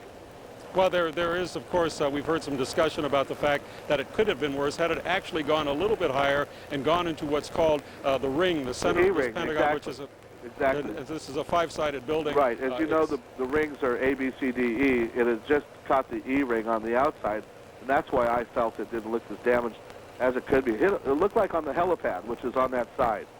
Right. Did you see any people being removed, any injured being removed, that type of thing? No, sir. I'm up at about a quarter of a mile, maybe a little bit closer, and at that point I saw nothing like that. Tim Timmerman, thank you very much. An eyewitness, Judy, to the crash. We still have no idea about the number of casualties. We know that there is a gaping hole on the west side of the Pentagon. As you can see, the smoke continues to billow. Judy? All right, Bob Franken, and of course our audience, no surprise, hospitals in the Washington area dealing with casualties from the plane crash at the Pentagon. We were told a few hours ago there's a blood shortage in the Washington area. Hospitals wanting people to know if you are in a position to donate blood, it would very much be needed and appreciated. And I just want to quickly say here before we go to the site of the Pennsylvania crash that the D.C. National Guard was having difficulty getting through to people that it needs to mobilize. And this specifically, this is information specific to the Washington, D.C. area. The D.C. Guard wants to alert the 372nd Military Police Battalion and its subordinate companies to report as soon as possible to the D.C. Armory. Now, we got this information just about half an hour ago, and there have been so many other stories and pieces of information coming in. We haven't been able to get this out, but we do want to get it out now. Perhaps it will do some good. Joining us now, I mentioned to you a moment ago that we have a correspondent on the scene of the airplane crash into the ground, we believe. I'm going to go to David Mattingly, CNN correspondent there in Pennsylvania. This is near Shanksville, Somerset County in western Pennsylvania, about 80 miles outside of Pittsburgh. David Mattingly, are you with us now? Yes, Judy, I'm here, and we are outside of the town of Shanksville. And to give you some idea of what kind of countryside this is, to my left is a huge field of corn. To my right is a rolling green pastoral hill here at the edge of the Allegheny Mountains. One of the last places you would probably expect to be touched by the violence of an act of terrible terrorism like we have seen today. But people here in the area have reported that they saw the commercial airliner going overhead at about 2,000 to 3,000 feet with no landing gear down. They heard then a loud roar of an engine, at which point the jet climbed and then banked sharply to the left before going down straight on a 45-degree angle. Now, it hit the ground at that 45-degree angle. People here at the scene say there are no large pieces of debris even left from the plane. No hope of, at this point, it seems to be no hope of survivors. There's just about every piece of emergency personnel here from miles around. The mood is considerably calmer, as you might imagine, than what you might see in Washington or New York, but there is a great deal of concern. Schools are being closed, businesses are being closed up into Pittsburgh and other parts of Pennsylvania. Prayer vigils are being reported, scheduled all across this part of Pennsylvania as far as away as Altoona has been reported. Also, at this point, there has been an emergency staging area set up. We are a good ways away from the crash scene, and we will see what transpires here. Judy? David Mattingly on the scene, as we're saying there, near Shanksville, a small town in Somerset County, about 80 miles south of Pittsburgh. This the site of one of the two United Airlines aircraft. This a Boeing 757 left Newark, New Jersey this morning on its way to San Francisco. This is the plane that we know crashed. And you just, with David Mattingly's report, looking at the site of where this plane came down. We don't know where, we presume terrorists behind this, what their destination was, what their target was. We can only presume, we can only guess that they were short of the target, that they were headed someplace farther, someplace else from where they landed. With me now here in the studio, Connecticut Democratic Senator Christopher Dodd. Senator Dodd, a longtime member of not only the Senate, but of the Senate Foreign Relations Committee. Senator Dodd, first of all, what can you say to the American people listening who want to know about the security of the leaders of our country, the President, and everyone else? Well, I think they're taking the proper steps in here, and you haven't heard as much from some of the leaders as you might like at this point, but I think those responsible for their security are doing exactly what they should be doing. I'm told that they're in very good shape, that they are being isolated because we don't know the magnitude of this effort. It's beyond our imagination already what has occurred, and if someone or organization clearly responsible for this sophisticated an effort, the potential for them doing more damage is obviously obvious. And so making sure that our leaders are secure is the right step. And for those who may be wondering abroad who are watching this program, Judy, I'm a Democrat, as you know. We stand completely and totally behind our president. We may have our differences from time to time, but on a day like this, which rivals, if not exceeds, the attack on Pearl Harbor, almost 60 years ago, 3 months from now, we stand totally united behind our president and our government. They're taking the proper steps. We're pulling together as a people, and we will overcome this. Initially, obviously, our prayers and thoughts goes for those who've lost their lives, who've been injured in this incredible attack. And then Senator, we will, yes, I'm sorry. Senator, I'm just going to interrupt you now. We're told President Bush just about to be wheels up from Barksdale Air Force Base in Louisiana. And now let's go back to Aaron Brown in New York. Judy, thank you. Senator, thank you both. I believe we have former Secretary Henry Kissinger on the phone. The Secretary is in Germany today, and he joins us on the phone from there. Mr. Kissinger, can you hear me okay? Yes, I can. Just quickly, sir, your reactions to what is unfolding in the United States today. Well, it's obviously a shocking event. It was, I was giving a speech when somebody came in and interrupted the question period to make that announcement, and nobody in the room believed it. They all thought it had to be a mistake. Well, it's obviously, it's an integrated attack and must be dealt with in an integrated way. Well, when you say an integrated attack and dealt with in an integrated way, tell me what that means, sir. Well, it is obviously any organization that can plan such a coordinated attack within a very brief period of time must have substantial resources and must have a very capable organization and must have a haven where it is planning these things. You can't do that in a back room. And when you talk about an integrated response... Well, the integrated response is obviously, first of all, I want to say, okay, like every American right now, I'm behind the president. And this, the response right now has been exactly what is needed. And there's, the first necessity has to be to go through the tragedy, to help the families, and to clean up the immediate situation. Then the next step will have to be a program to attempt to eradicate the source of this and to bring pressure and serious pressure on governments that harbor this kind of organization, and especially governments where we suspect that these organizations are located. Sir, for a long time, there's been a kind of cat and mouse game, and I don't make light of this in any sense when I say game, between the governments that harbor terrorists and our government, other Western governments. It's all changed today, hasn't it? I mean, the stakes have changed enormously. The response likely will change enormously. It's all different, isn't it?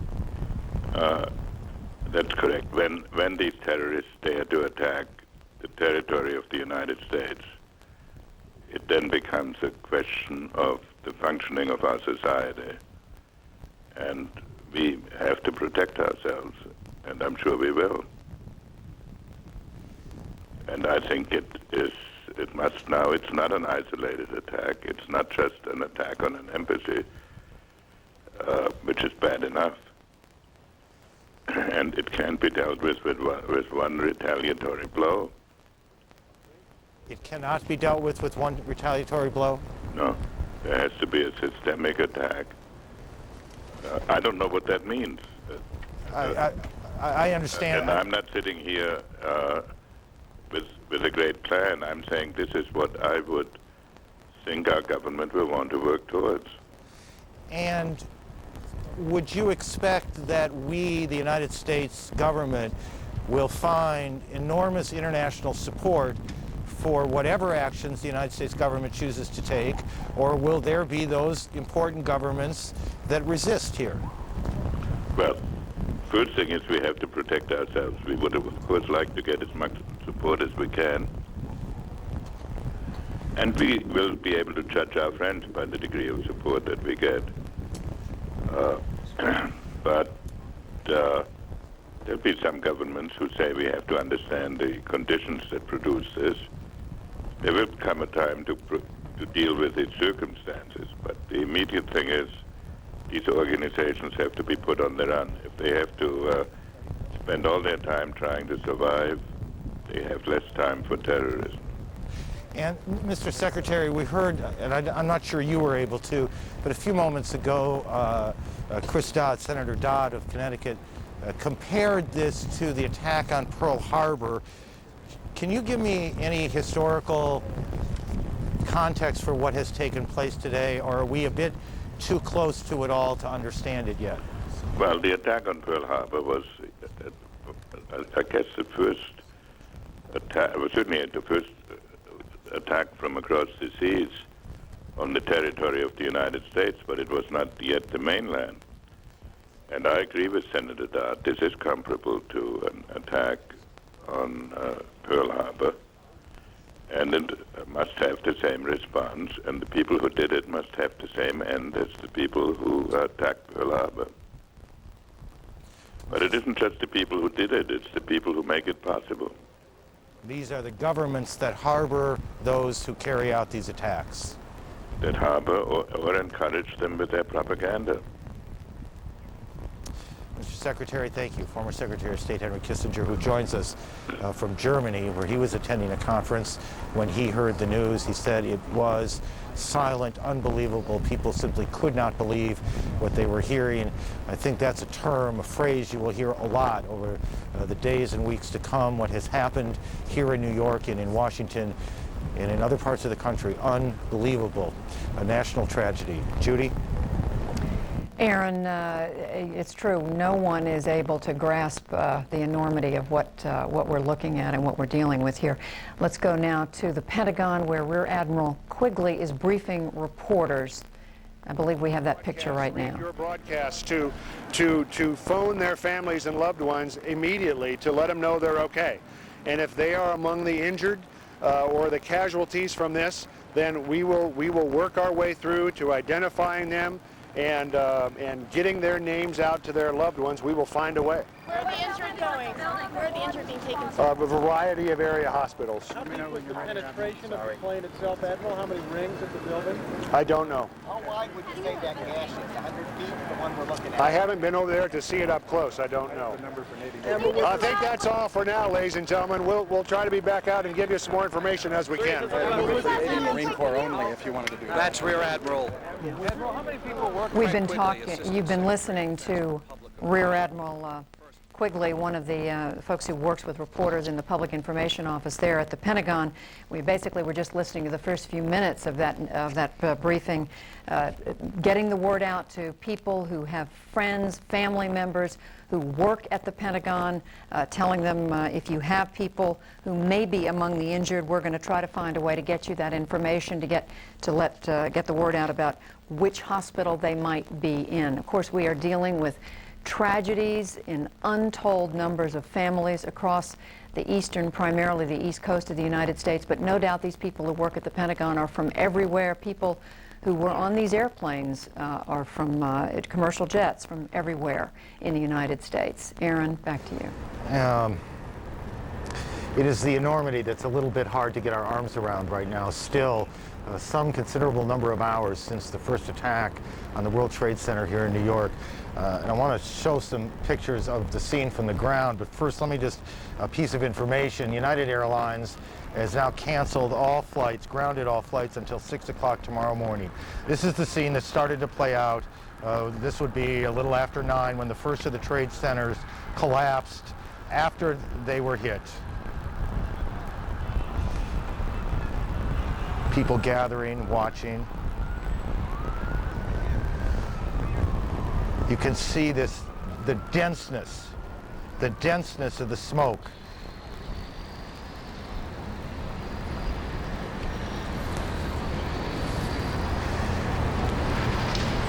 People leaving in a very orderly, calm way.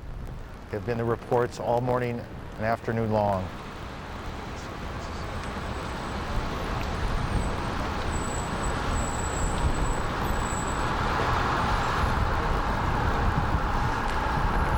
One witness who was in the building talked about coming down the stairwell and that people were very quiet. There was no screaming, no crying.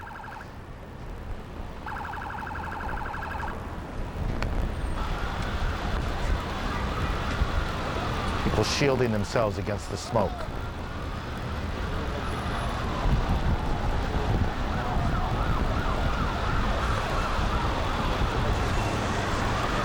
We know that a number of New York City police and fire department personnel have been injured, perhaps some fatally, when the buildings collapsed.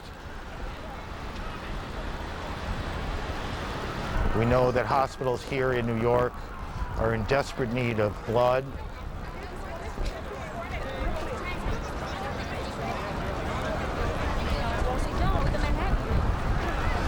We know that the National Guard will be coming into the city to help in support of the 40,000 members of the New York City Police Department. We know that subway service in Manhattan has been shut down. People evacuating streams of people through the streets.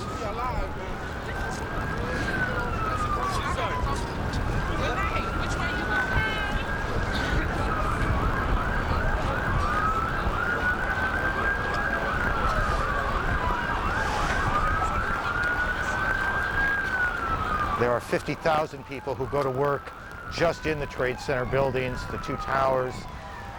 How many of them were there at the time, we do not know. Thousands, tens of thousands more pass through, getting on and off trains, going to the retail shops and restaurants. Every one of those lives changed today, as perhaps in some way all of our lives have been changed today.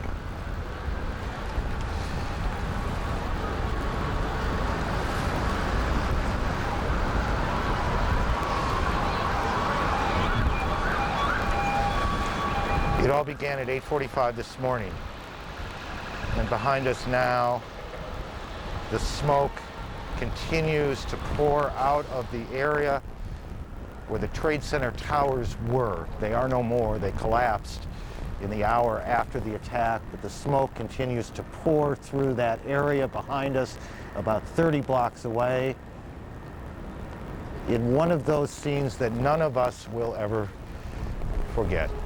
CNN correspondent Richard Roth has been on the streets here in Lower Manhattan. Richard? Yes, Aaron, not chaos here. It's almost eerily silent of the march of thousands of New Yorkers evacuating southern Manhattan, looking to go to New Jersey to get off this island. Dazed, stunned, people concerned about loved ones, cell phones not working.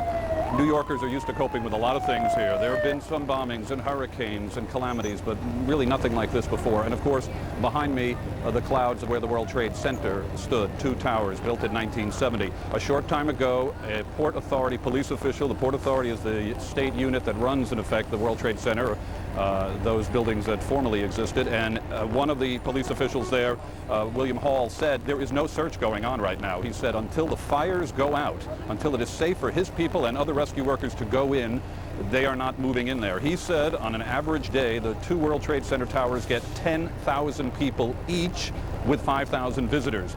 A New York City police official told us a short time ago that another triage center is going to be set up here on the west side of Manhattan, 33rd Street area in the Jacob Javits Convention Center. This to handle additional overflow from New York City hospitals, which New York City Mayor Rudolph Giuliani says have been doing their best in coping with it, but there have been calls for blood. People here walking by me, someone will point to someone and say, this person was in the World Trade Center, just got out. You can hear behind me, there is the roar of military aircraft, the only aircraft you see in the sky. And usually, as New Yorkers will tell you, you can look up at any time and see a plane. They are up in the sky, concerned look from people who gaze upward, shield their eyes to see just what's going on, and an occasional police helicopter. But here in New York City, there is no search going on. William Hall of the Port Authority said we're going to have to wait until we get things all accounted for before we can go in there. Aaron. Richard, thank you. Richard Roth in Lower Manhattan. Again, just a quick recap for those of you who may just be getting home and hearing these events for the first time. 8:48 this morning, one of those moments that everyone will remember. The first plane, American Airlines Flight 11, Boston to Los Angeles, hijacked, crashed into the First Trade Center tower. At 9:04, the second plane, the United Airlines Flight United 175, Boston to Los Angeles, hit the second tower. About a half hour later, 9:38 Eastern Time, American Airlines Flight 77, Washington Dulles Airport to Los Angeles. It crashed into the Pentagon, hitting just short of the Pentagon itself, and perhaps that was most fortunate. And at 10:20 a.m. Eastern Time, United Flight 93, Newark to San Francisco, crashed about 80 miles outside of Pittsburgh. Those are the times and the events. They don't begin to describe what has happened. What has happened is not simply a series of moments, but something much larger. Phil Zappetta is with the American Red Cross, and he is on the phone with us. Mr. Zappetta, this is Aaron Brown. Can you hear me okay? Sure can, Aaron. Tell me what sort of strain is on the Red Cross's resources right now? Well, the American Red Cross responded immediately to all areas of this disaster. Right now, our focus is really on disaster relief, providing blood assistance, and any disaster mental health assistance that we can provide around the country to both the survivors and the families who've been involved in this tragedy. Phil, tell me what that means exactly. I understand the need for blood. Are you setting up shelters for people? Sure. We have shelters both in New York City and in Washington, D.C. that are set up to help people. There we have disaster mental health counselors that are able to meet with people and to register people as they come in and are trying to get away from the situation. We are set up in New York at Penn Station, at Grand Central Station, and in Washington, D.C. at Fort Belvedere. It is still chaos right now. We are in the process of ramping up our operations. While we did respond immediately, there's so much work to be done, and we're in the process of doing that right now. We have about 50,000 units of blood that are available for the affected areas, and the American Red Cross is looking at mobilizing that right now and putting that into place. And Phil, as you were speaking, we were able to put up on the screen numbers that people can call if they can help. If you're sitting in Omaha, Nebraska today, is it helpful in this situation to be going to the blood bank and giving blood, or is it too far away to be meaningful? The message that the American Red Cross is putting out right now is to donate blood. Call 1-800-GIVE-LIFE, GIVELIFE, or visit redcross.org for more information. But giving blood is where our emphasis is right now. No matter where you are in the country? Yes, well, no matter where you are in the country, or you can, contact your local hospital if you're not in a Red Cross area. But 1-800-GIVE-LIFE is the best number to call. Okay, so even if you are far away from the events of today, you can still be helpful, as there is certainly in New York and in Washington, from what Judy said, a serious shortage of blood. The American Red Cross can be helpful. Your local hospital, your local blood bank can be helpful. We suspect before the day is out, fire stations around the country will be involved in these efforts as well. Phil, thank you. Is there anything else, by the way, before I let you go, that you want to say that would be helpful to our viewers or helpful to the Red Cross? Well, the Red Cross right now and our president, Dr. Bernadine Healy, extend our heartfelt sorrows to all families and everyone that's been affected by this. We just urge people to donate blood. Thank you very much, Phil, with the American Red Cross. Phil Zappetta with the American Red Cross. CNN's Miles O'Brien has been tracking the flight paths of these 4 planes that were involved. Miles, are you able to hear me in Atlanta? Yes, I am, Aaron. And tell me what you've been able to figure out to this point. Well, as you probably know, Aaron, there are various commercial websites that allow you to track commercial aircraft. Now, if you go to many of them right now, you're not going to get very far because they're being overwhelmed by interest in people. But even if you could get some of the data, we have just learned from the Federal Aviation Administration that every domestic airliner that was in the air is now on the ground. This is unprecedented in aviation history in this country. There's not a plane flying right now. At any given moment, typically there are 4,000 aircraft. Now, let's take a look at what happened on American Airlines Flight 11. Began in Boston, and it took off on time, 81 people aboard, 9 crew members, 9 flight attendants and 2 pilots. And let's sort of track what happened with this flight. As it went across Massachusetts and went down into the Albany area, actually up in the Adirondacks, it took a sharp dogleg. What's interesting about this flight is everything seemed to be normal. Flight at altitude was about 29,000 feet, gaining speed at about 450 knots. It took that sharp dogleg down across the Adirondacks straight for New York. Now, what will be interesting about this as this story unfolds will be, number one, listening to any air traffic control conversations to get a sense of what, if anything, air traffic controllers were saying to this aircraft. Undoubtedly, this was spotted on the radar screens, of course. They had quite a bit of time to watch this plane as it went down toward New York. That's probably at least a 30-minute run there. And during the course of that time, those air traffic controllers in those radar installations, New York Center, as it is called, would have been trying to contact American Airlines Flight 11 to indicate its intentions. It must have been a horrifying scene for them. They were probably trying to clear air traffic out of the area. Clearly, once those tapes become available, we'll have a little bit more knowledge. And if it is possible to locate any of the so-called black boxes, the flight data recorders, cockpit voice recorder out of this particular aircraft, they'll obviously know more about what was going on what must have been a very dramatic flight indeed. Now, this is the first flight. This is the flight that first impacted the first tower of the World Trade Center, and this is the first of 4 that we know about, of course, 4 air hijackings, which led to crashes and obviously a tremendous amount of damage. I'm getting this information from a company called FlightExplorer.com. They are compiling their archival radar information from this morning, and as it becomes available, we'll be able to show you the flight paths of the other 3 aircraft that are suspected in all of this, and we'll bring those to you as soon as we get that. Aaron? Just a quick practical question. These tapes of the cockpit tower communications, do they exist on the ground? Yes. Are they recorded in control towers, and then there's a different set of tapes that exist on the plane? Exactly. It's important to bring out, there are 2 types of tapes in these incidents. The tapes on the ground are the ones that record the radio transmissions between the ground and the aircraft, and clearly the flight controllers would have been calling this aircraft numerous times, and this would have been the case for the 3 others if they deviated from their courses, trying to get some indication as to what was wrong, why the pilot was changing course so dramatically. Now, what will be interesting to hear is if there is some sort of response from these aircraft.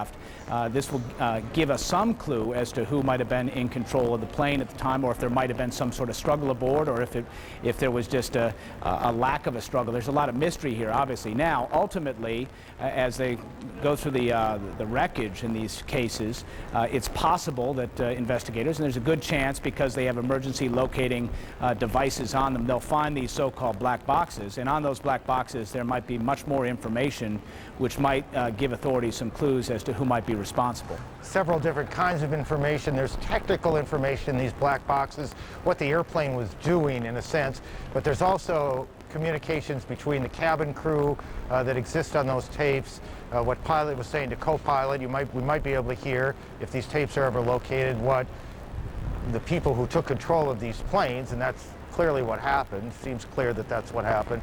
What they were saying, whether these tapes will ever be found, obviously we don't yet know, but that is part of what will happen in the next days. On this day, what is happening in both Washington and New York and in a field outside of Pittsburgh, Pennsylvania, is a massive, massive rescue operation, a massive triage operation. Thousands of people, presumably, have been hurt. Many people, we suspect, have died. Though many hours now since that first plane hit the Trade Center at 8:48 Eastern Time, we have yet to hear from any official in the city, any estimate here in New York of the number of people who have been hurt. We just know that hospitals are inundated, that hospitals are running very low on blood, and they need help here. We know that the National Guard will be coming in here to New York to help in support of the New York Police Department. We would add here that a number of members, and we don't know how many, but after the police and fire responded to these 2 planes hitting the Trade Center, Many police officers, many firefighters, many EMS personnel were in the area when the buildings collapsed. How many of them were hurt, we do not know, but we've been told now by two officials or former officials with the city that any number of people, police and fire officials, have been hurt as well. Judy in Washington, Judy Woodruff. Judy. And Aaron, just picking up on your conversation with Miles O'Brien a moment ago, and perhaps you all referred to this, and I apologize if I'm repeating, the Associated Press reporting on a passenger that was on United Flight 93. Now, this is the plane that crashed in Pennsylvania. About 20 minutes before that plane crashed, a passenger with a cell phone locked in a bathroom actually called an emergency dispatcher and shouted into the cell phone, "We are being hijacked, we're being hijacked." They apparently stayed on the phone with this passenger up until the moment when the passenger heard some sort of a loud noise, and then they lost contact. That's just one more piece of the stories, the many, many, many stories that we are pulling together as we watch these developments in Pennsylvania, here in Washington, and of course in New York City. And you just heard Aaron talking about incomplete information about casualties, what hospitals are dealing with. Now, these numbers I'm going to read you right now are only incomplete. We are just beginning to get this kind of information. We're told at Washington area hospitals right now, 53 injured, at least 3 more casualties on the way, although we have to believe that with the commercial jetliner that crashed at the Pentagon, or just in front of the Pentagon, and that was the Boeing 757, and these are the pictures of the Pentagon just outside the Pentagon. 58 passengers on board, 4 crew members and 2 pilots. It is impossible to believe that they did not all perish, and we don't know about others who work at the Pentagon who were in the part of that building that was most affected when that commercial plane went down. We've been talking with a number of people involved in rescue, and right now we want to go to the President's statement. This took place just about an hour and 15 minutes ago. The President was on his way back to Washington from Florida. His plane touched down at an Air Force base in Louisiana, Barksdale Air Force Base near Shreveport. We can now report that information because he's since left Barksdale, but here is what President George W. Bush had to say in this statement. Freedom itself was attacked this morning by a faceless coward, and freedom will be defended. I want to reassure the American people that the full resources of the federal government are working to assist local authorities to save lives and to help the victims of these attacks. Make no mistake, the United States will hunt down and punish those responsible for these cowardly acts. I've been in regular contact with the Vice President, Secretary of Defense, the National Security Team, and my cabinet. We have taken all appropriate security precautions to protect the American people. Our military at home and around the world is on high alert status, and we have taken the necessary security precautions to continue the functions of your government. We have been in touch with the leaders of Congress and with world leaders to assure them that we will do whatever is necessary to protect America and Americans. I ask the American people to join me in saying a thanks for all the folks who have been fighting hard to rescue our fellow citizens, and to join me in saying a prayer for the victims and their families. The resolve of our great nation is being tested, but make no mistake, we will show the world that we will pass this test. God bless. President Bush made that statement just about an hour and 20 minutes ago at Barksdale Air Force Base near Shreveport, Louisiana. That was an unplanned stop that the president made at that place in order to talk with reporters, meet with others. Since then, Air Force One has taken off, President Bush being flown to an undisclosed location. We're told also that Secretary of State Colin Powell, who had been on his way back to the United States from Peru, being taken to an undisclosed location. Outside the Pentagon, CNN's military affairs correspondent Jamie McIntyre. And Jamie, you got very close to where that plane went down. That's right, Judy. A while ago, I walked right up to next to the building was firefighters were still trying to put out the blaze. The fire, by the way, is still burning in some parts of the Pentagon. And I took a look at the huge gaping hole that's in this side of the Pentagon, in an area of the Pentagon that has been recently renovated, part of a multi-billion-dollar renovation program here at the Pentagon. I could see parts of the airplane that crashed into the building, very small pieces of the plane on the heliport outside the building. The biggest piece I saw was about 3 feet long. It was silver and had been painted green and red, but I could not see any identifying markings on the plane. I also saw a large piece of shattered glass. It appeared to be a cockpit windshield or other window from the plane. When this plane hit the Pentagon this morning, according to the Pentagon spokesman Craig Quigley, Defense Secretary Donald Rumsfeld incredibly is described as having run out of his office and down to actually help some of the victims onto stretchers until he was ushered into the National Military Command Center, the secure nerve center or war room deep inside the Pentagon, where he remains at this time. Pentagon officials say he'll stay there for the time being. That is a place where all of U.S. intelligence comes in, and he has complete command with his commanders around the world. At the same time, the Pentagon has dispatched several warships out of port in Norfolk, including the the carriers USS George Washington and USS Kennedy. The ostensible reason for that, the movement of those ships and their escort ships, is to move them from more vulnerable positions, but the Navy says they'll also head some of the aircraft carriers up toward New York with the idea that they may be able to render some kind of assistance there, given the magnitude of the tragedy there. Back here, the fight goes on to put out the fire inside the Pentagon. The heat from that blaze was described as absolutely intense, and the number of casualties here has still not been released. Dozens of people were taken away in ambulances, and the Pentagon is still not releasing any figures on deaths. But clearly people who had offices in that what is now a huge gaping hole in the side of the Pentagon, clearly there were some people killed in this tragedy. Judy? Jamie, Aaron was talking earlier, one of our correspondents was talking earlier, I think it was Bob Franken, with an eyewitness who said it appeared that Boeing 757, the American Airlines jet, landed short of the Pentagon. Can you give us any better idea of how much of the plane actually impacted the building? You know, it might have appeared that way, but from my close-up inspection, there's no evidence of a plane having crashed anywhere near the Pentagon. The only site is the actual side of the building that's crashed in, and as I said, the only pieces left that you can see are small enough that you could pick up in your hand.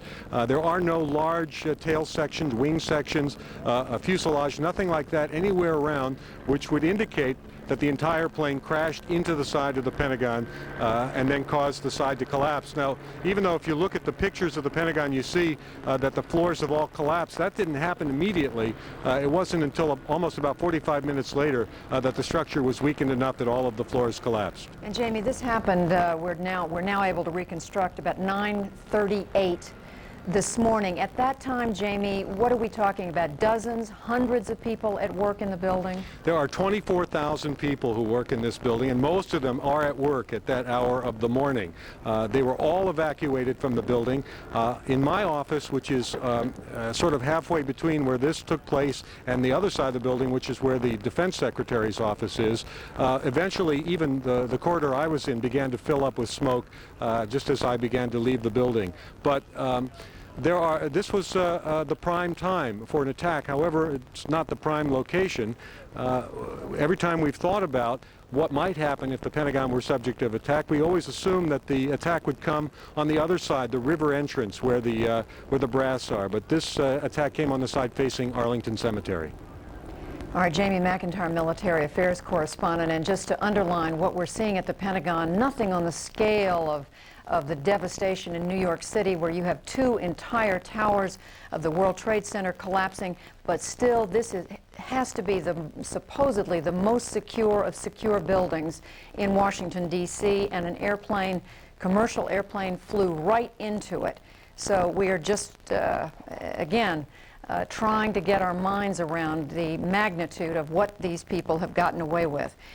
Nick Robertson, correspondent, joining us now on the telephone. Nick, you are in Kabul, is that correct? Nick, are you hearing me right now? That's correct, Judy, and we've just had...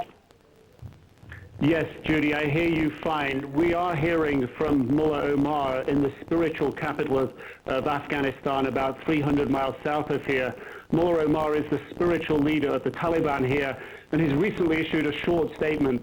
In that statement, he criticizes what he called an act of terrorism, and he was very explicit. He said that Osama bin Laden was not responsible for it, and he said that all he wanted for his country was peace, and peace for other countries in the world. And he went on to say that he believed Osama bin Laden could not have been responsible for such a complex act of terrorism.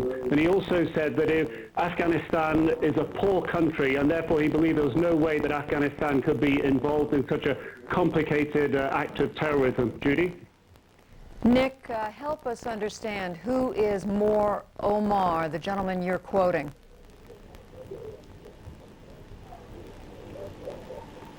He is the spiritual leader of the Taliban. The Taliban run 95% of Afghanistan.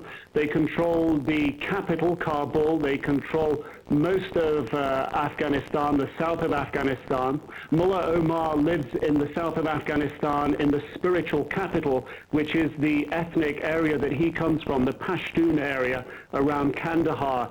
There are ministries of the Taliban here in Kabul. The foreign minister is here in Kabul at the moment. He is often based in Kandahar as well. And there are other ministry officials also based in Kabul. But the direction for Afghanistan, the direction for the ministries, the key decisions are all made in Kandahar, and Mullah Omar is the focal point of all those decisions. It is to him that a key group of ministers would go with a problem, with an issue, and it is he that would decide on any given issue. He is the final arbiter here of law and of justice. Judy? Nick, where is it believed that Osama bin Laden is in Afghanistan?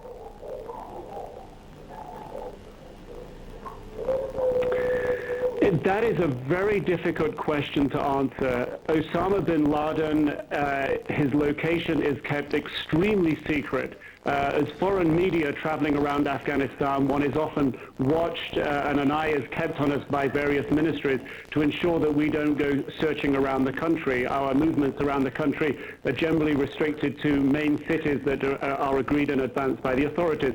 So it's very difficult to gauge where Osama bin Laden is. It is understood that he travels around at night.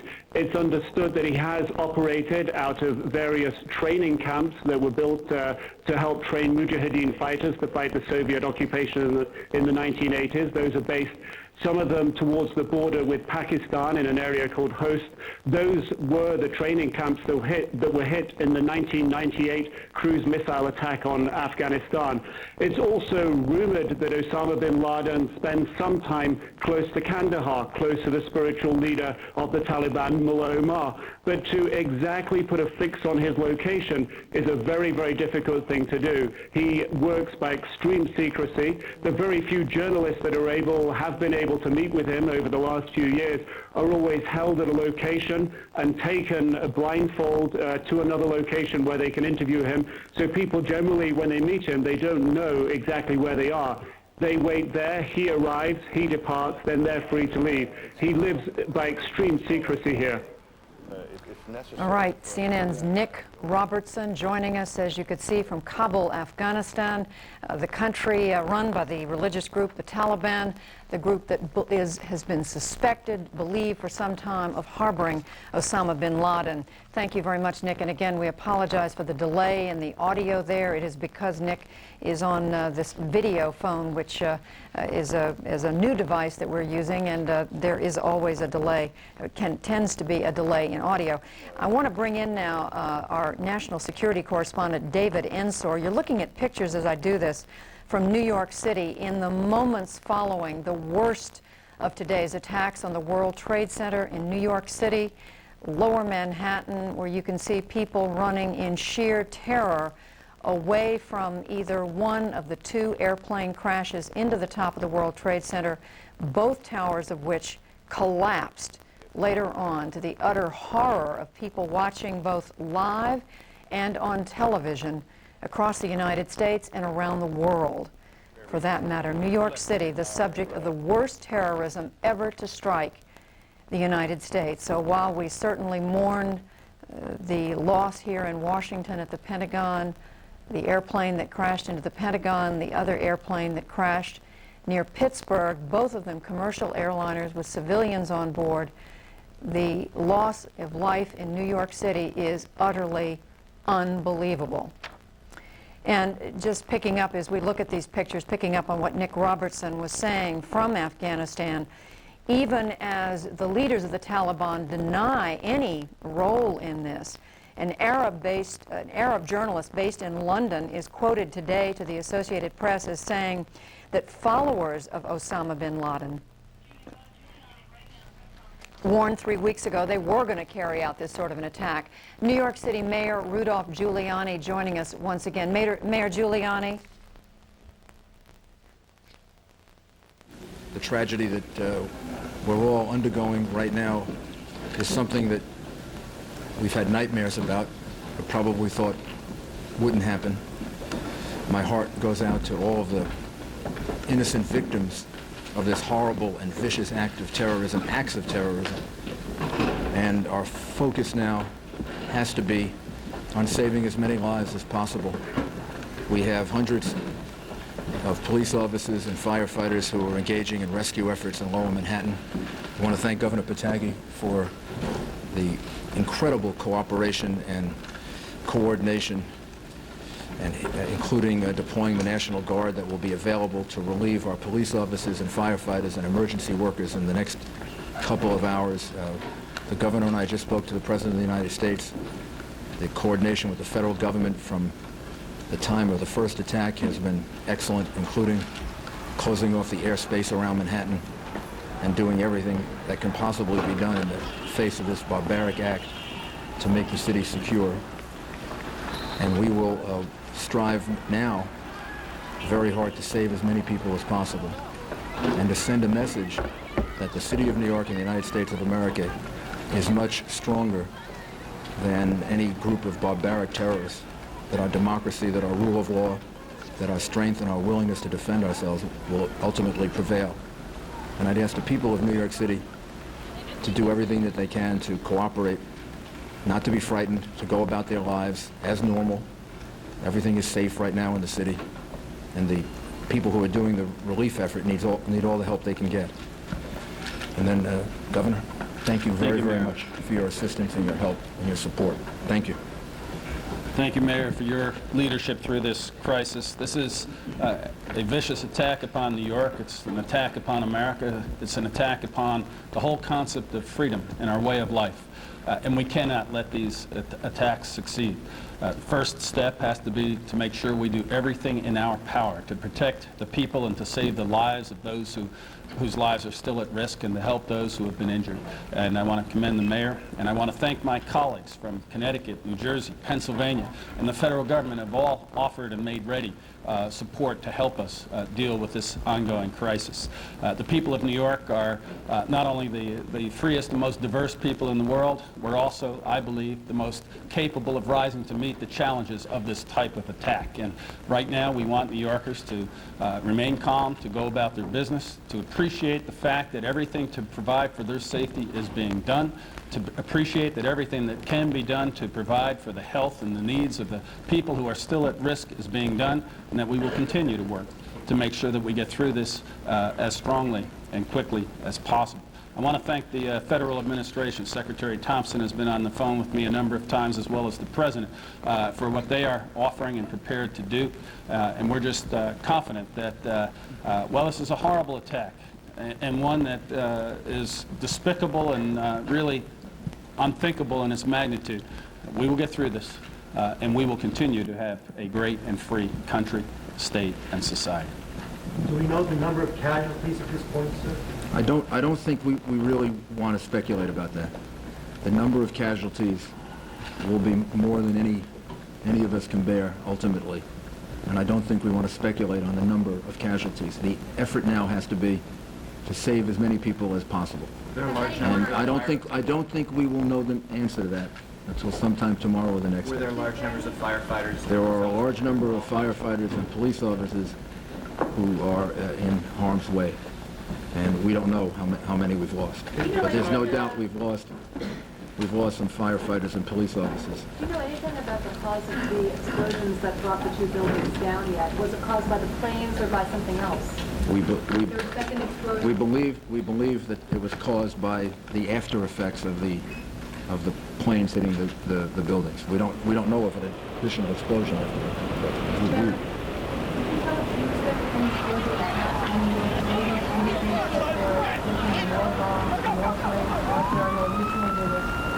That 8 planes have been hijacked, 4 vulnerable to cannonball. What about the remaining 4? And is there any possibility that there could be bombs on the ground planted by someone? We have no specific information to that effect. Obviously, the city is now closed. The airspace around the city is closed, and we are on heightened alert. But we have no specific information suggesting any further attack. Can you tell us where the planes came from?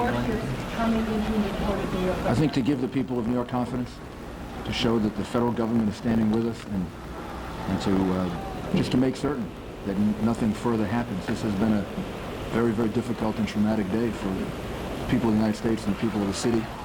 And I think that it's an act that shows that the federal government is going to do everything they can to support us and help us. Can you give an idea of the extent of the rescue effort that's going on right now in Manhattan? The scope of this thing, of this operation? There are over 1,000 rescue workers, probably about 2,000 that are deployed, trying to get into the buildings, trying to find people, trying to search for people. The governor and I spoke a couple of hours ago. The governor has deployed the National Guard to relieve them because our people are going to need reinforcements pretty soon. But right now they don't want to leave because they're searching for innocent citizens, and they're searching for some of their brothers and sisters. Are you finding survivors?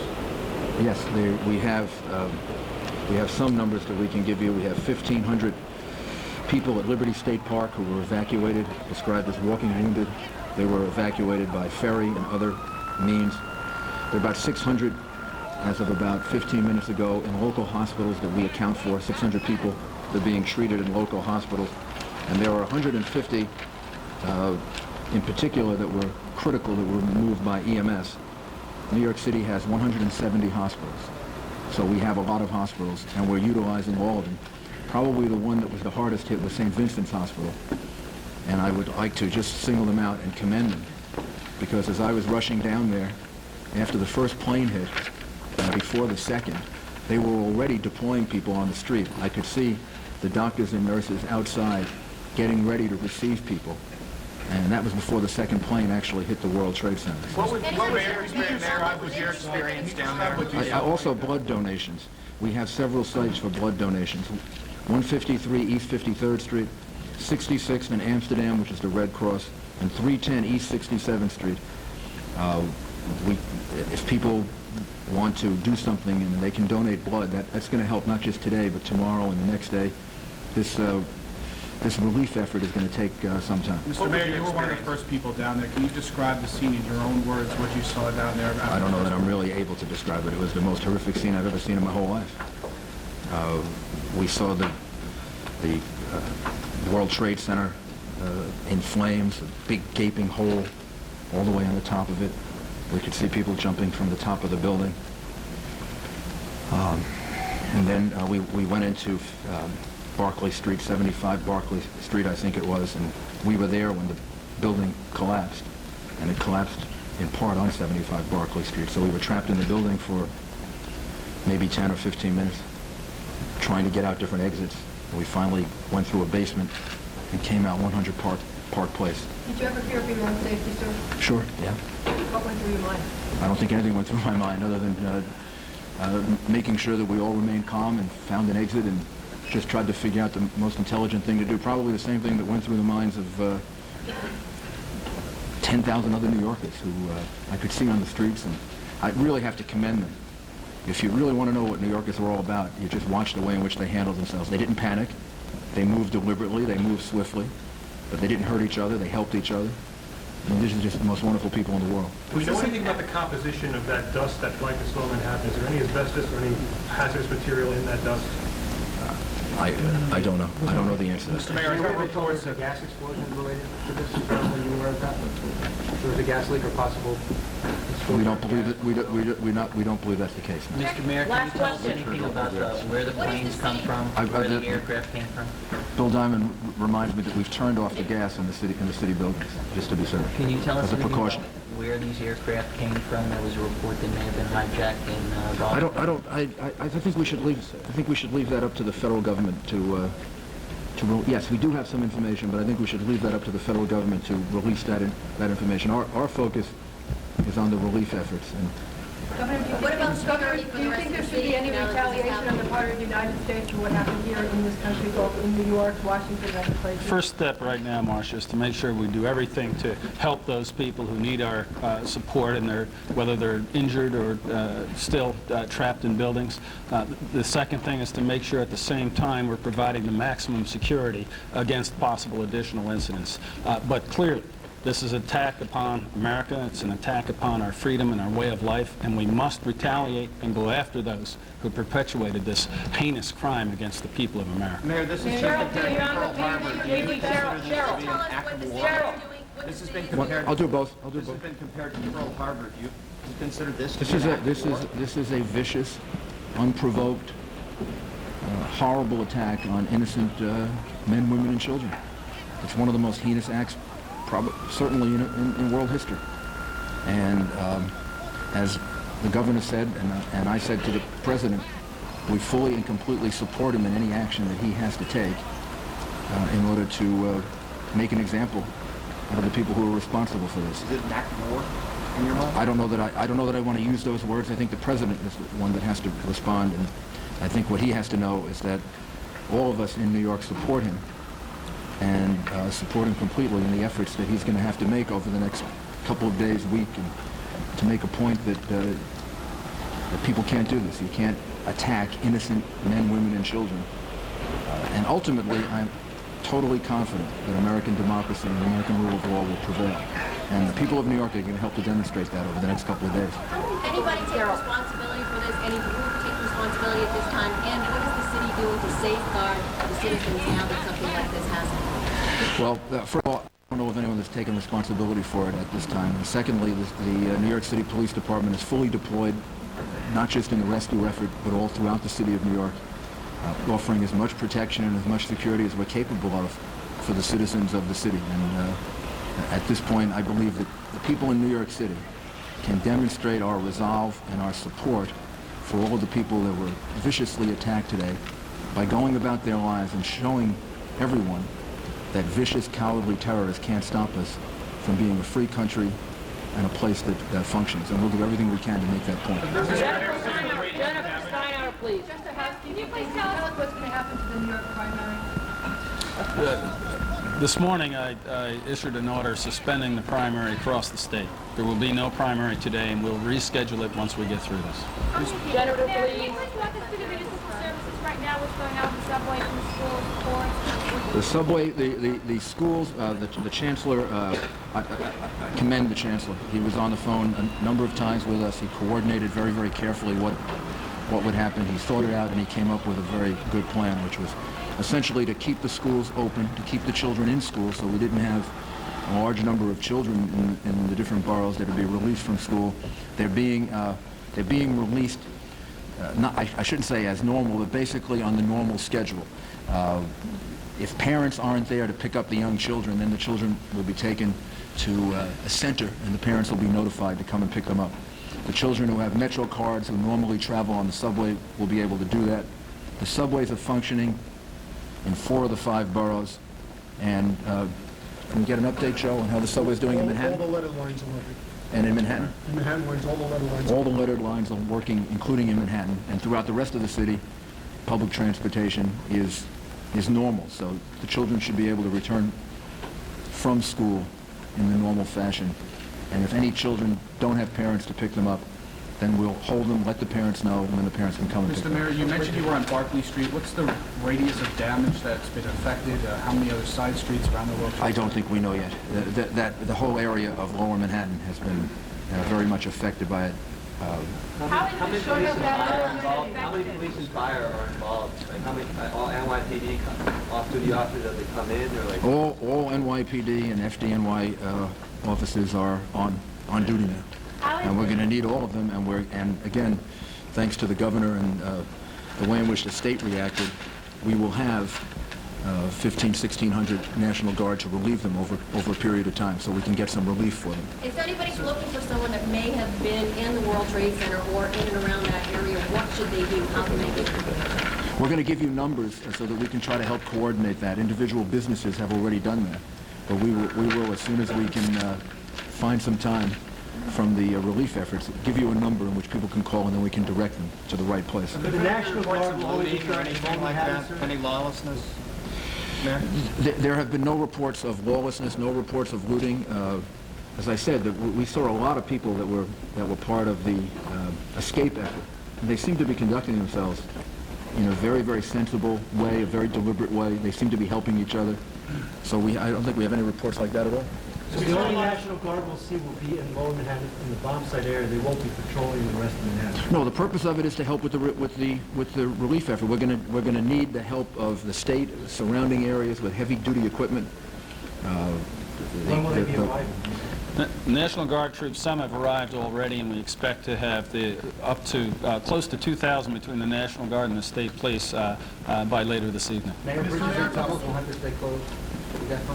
I think everything is closed for now, and then maybe in about an hour or two we can give you an update on what the plan will be for tomorrow. We saw a lot of lightly injured people walking out of the area because obviously the emergency services were needed for the very seriously injured. People come with us, some people had difficulty breathing. Is there any health advice to give to people who are caught in this thing, who are not necessarily at risk of losing their life, but I think obviously if you feel ill or you feel that you've been affected by it, you should go to a hospital and get checked out. But if it's just discomfort that you feel, then you can do basically what we did, was to wash our faces off and get rid of the clothes and get to an area where you can breathe in fresh air. How many people were in the World Trade Center at the time of this attack? I mean, it was business had already started. It was right before 9 o'clock. I don't know. Tens of thousands? Yes. Approximately. Someone just gave me a number of approximately 10,000, but that's a guess. How long will the city remain on a heightened state of alert? Until we're told not to. I mean, until the FBI and the police department and the federal government tells us that we shouldn't. Right now, the city is should be on a state of alert. Now, instead of frightening people, that should make people feel more confident that everything is being done to keep things secure. And again, let me emphasize that the reason for the National Guard, because I heard the question before, is to help with the relief effort, not because there's any fear of any other problems in the city right now. How is the Mr. Port Mayor, can you Authority tell us certifying about the the other buildings, public Mr. Mayor? buildings, City Hall, One Police Plaza? When will it be safe for you to return? I don't know yet. I don't know yet. Hopefully soon, but I don't know the answer to that. And we heard reports that One Police Plaza was evacuated. Was that true? No, the command center is open. And it was never... We have people in the command center right now. Mr. Mayor, there have also been reports of large loss of life among the police and firemen who were sent there to rescue people. How accurate are those reports?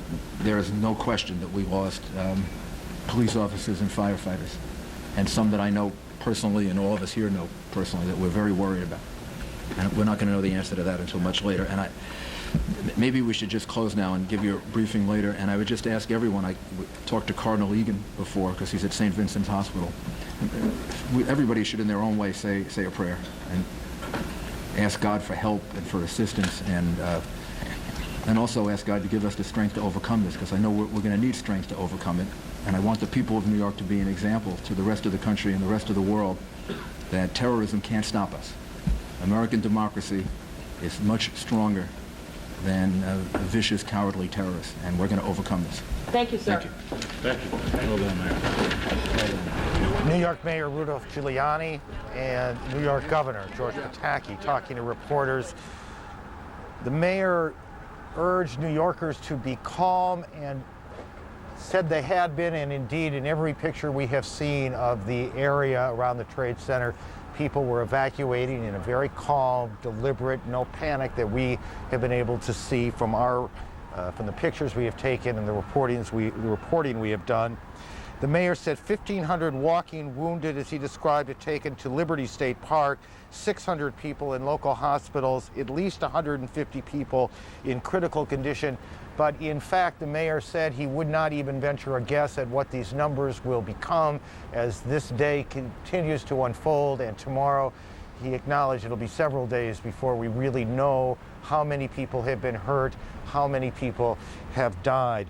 We would add one other point here I don't believe we have mentioned. As you know, airports around the country have been shut down. Every airport around the country has been shut down for the first time in the country's history.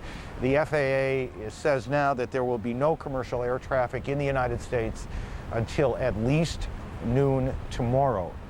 No commercial flights anywhere in the country, not just New York and Washington, anywhere until noon tomorrow.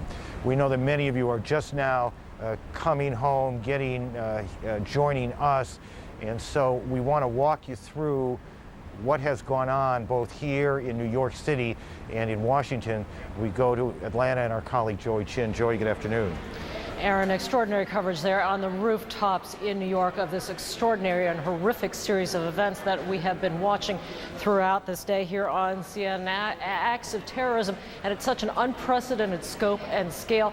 It is really quite difficult to follow, and quite frankly, there had been an enormous amount of confusion as all of these events were unfolding through the day. So we are trying as best as we can to try to walk you through all this now, to bring you all up to date on what we know about the events that have taken place today. Beginning at 8:45 this morning, that is Eastern time, when the World Trade Center, the workday was well underway there in Lower Manhattan, an airliner crashing into one of the twin towers of the Trade Center. The people in New York, and then very quickly people all around the nation watching just terrible horror as a thick black smoke billowed from the tower. But that, as it turned out, as it proved, was really just the beginning.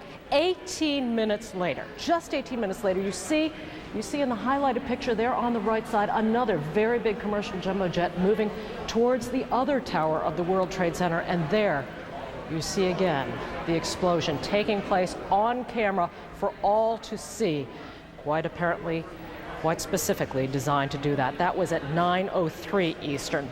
Cameras were trained on the two twin centers. Of course, you know that the Trade Center was the target of a terror bombing back in 1993, which killed 6 people. The attack injured so many more, and it really does pale in comparison to what we are seeing today, although, as you just heard from the mayor of the city of New York, nobody wants to make a guess yet on what the final toll will be. In the middle of all of this, suddenly Washington became a target. You see it here. This is the Pentagon, which we always view as some sort of a impenetrable fortress.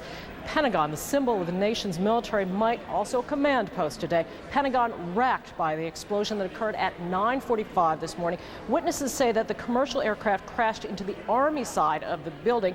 That has been confirmed by authorities. Is about this time that the federal government ordered all the nation's airports closed and ordered all planes in the air to get on the ground. And as you just heard from Aaron Brown, commercial aircraft will not be in the nation's skies again until sometime tomorrow. Now we'll move ahead to 10 o'clock Eastern. The first of the two Trade Center towers collapses, and you see the tremendous plume of smoke and debris left.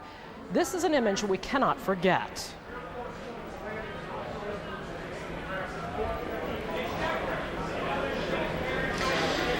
That was the visual sighting, and you see really just almost an explosion, an implosion, as it just gave away all that was left, the ash falling from the top of the tower as it came down. 29 minutes later, the second Trade Center tower collapsing. We can report that we know some 50,000 people work daily in the area of the Trade Center buildings. These towers are U.S. landmarks. They receive tens of thousands of visitors each day. The mayor of New York City has said that he does believe a horrendous number of lives has been lost in the course of this tragedy, but he did not want to wager any sort of speculation on what the final toll would be. At least one witness told us that in the moments before the buildings collapsed, he saw people leaping to try to save their own lives from the Trade Center towers. Back in Washington, we get a closer look at what occurred at the Pentagon. What was left, the great flames in the gaping hole of the Pentagon, apparently left by that hijacked plane that crashed into the Department of Defense. Again, we're told this is the Army side of the building of the Pentagon building, which of course has 5 sides. Now, commercial aircraft, we also know, has crashed in Shanksville, Pennsylvania. That is southeast of Pittsburgh, about 80 miles southeast of Pittsburgh along I-76. A report says that just before the crash, a passenger who was on board telephoned 911 saying that the plane had been hijacked and trying to get help. Now that would explain the crash there for all 4 planes that have been confirmed as being hijacked over U.S. skies today. Again, 2 crashing into the World Trade Center towers, 1 into the Pentagon, and this last one, you see the debris of it there in the agricultural area, the farming areas, the rolling hills of Pennsylvania. I want to now try to show you some live pictures now of Lower Manhattan at this hour. Again, you still see a thick plume of smoke there. Aaron Brown standing by again in his vantage point on a rooftop in New York City now. Aaron, what are you seeing? Joey, thank you. We can see, as our viewers can see, the smoke continues to billow out of the Trade Center buildings more than 6 hours after the planes hit. 50,000 people going to work in those buildings. We're joined now on the phone by former Secretary of State James Baker and former Defense Secretary William Cohen. Mr. Baker, let me begin with you. You've been involved in some extraordinary events in the course of your government service. Can you give us any sense at all of what you expect it is like in the Situation Room right now? Well, I'm sure that it's extraordinarily busy, and it is really a very sorrowful day for our country. We've lost many innocent civilians to what can only be characterized as a very dastardly and cowardly act. A terribly tragic day for America, but I really sense, Aaron, that we may be entering a bit of a new era, an era where we have been worried in the past about terrorism against America. We've always been able to handle it. We obviously were not in a position to handle it today. We do not know all the facts, but we can, I think, suppose and surmise a few things. And one of those is that it took a fairly, I think, sophisticated and complicated planning apparatus to plan and carry out these events. And Secretary Cohen, not a lot of groups in the world would be capable of this degree of sophistication, would have the financing, the wherewithal to pull this off, would they? I think that's correct. We don't know at this point exactly which group it is, but there aren't many that would have this degree of sophistication and ability to calibrate it so that you would have nearly simultaneous attacks on 3 important symbols and sites in the United States. And sir, when we talk about not very many, are we talking about a handful, 3 or 4, a dozen? What do we mean? I think we're talking about a handful of groups that would have this capability. Again, we don't know all the facts yet in terms of how they were able to gain access to the aircraft, what sort of weapons they had on board. much of that information hopefully will become forthcoming in the next few weeks. But at this point, we simply have to gather all the information we can to make sure that we can carry out President Bush's vow to hunt down and punish those responsible for this, what Jim Baker just said, dastardly act. There are a few acts in our history that certainly measure up to the magnitude of the loss of life and what it means to this country, and I think that Jim Baker had it right. We're entering a new period, and it's going to cause us to focus our efforts in terms of reconciling what kind of society we can continue to have, where we have a persistent threat against innocent civilians in a democratic society. We're going to have to engage in a very constructive and intense debate on how we measure the trade-offs between protecting our people and protecting our civil liberties. And that's a debate that has yet to begin in earnest, but I'm sure that it will.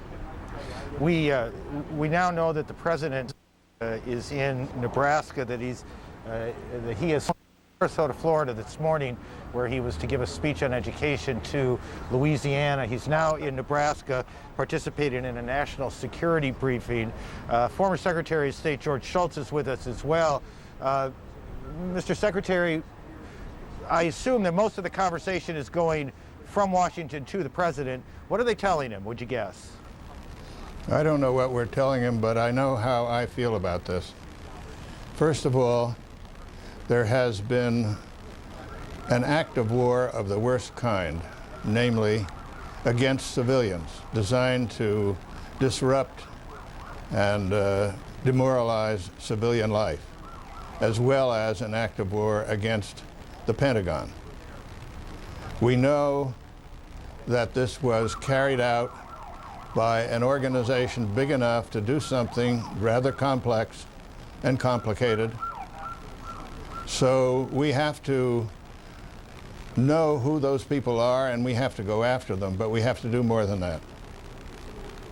On the one hand, we have to learn what's coming and preempt it, and not be afraid to preempt potential terrorist acts against us.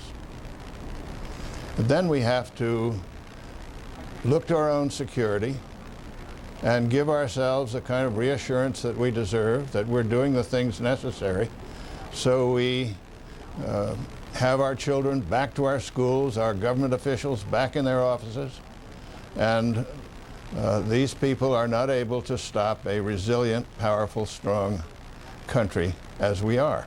Mr. Schultz, you said we ought not be afraid to preempt it. Have we been afraid to preempt it?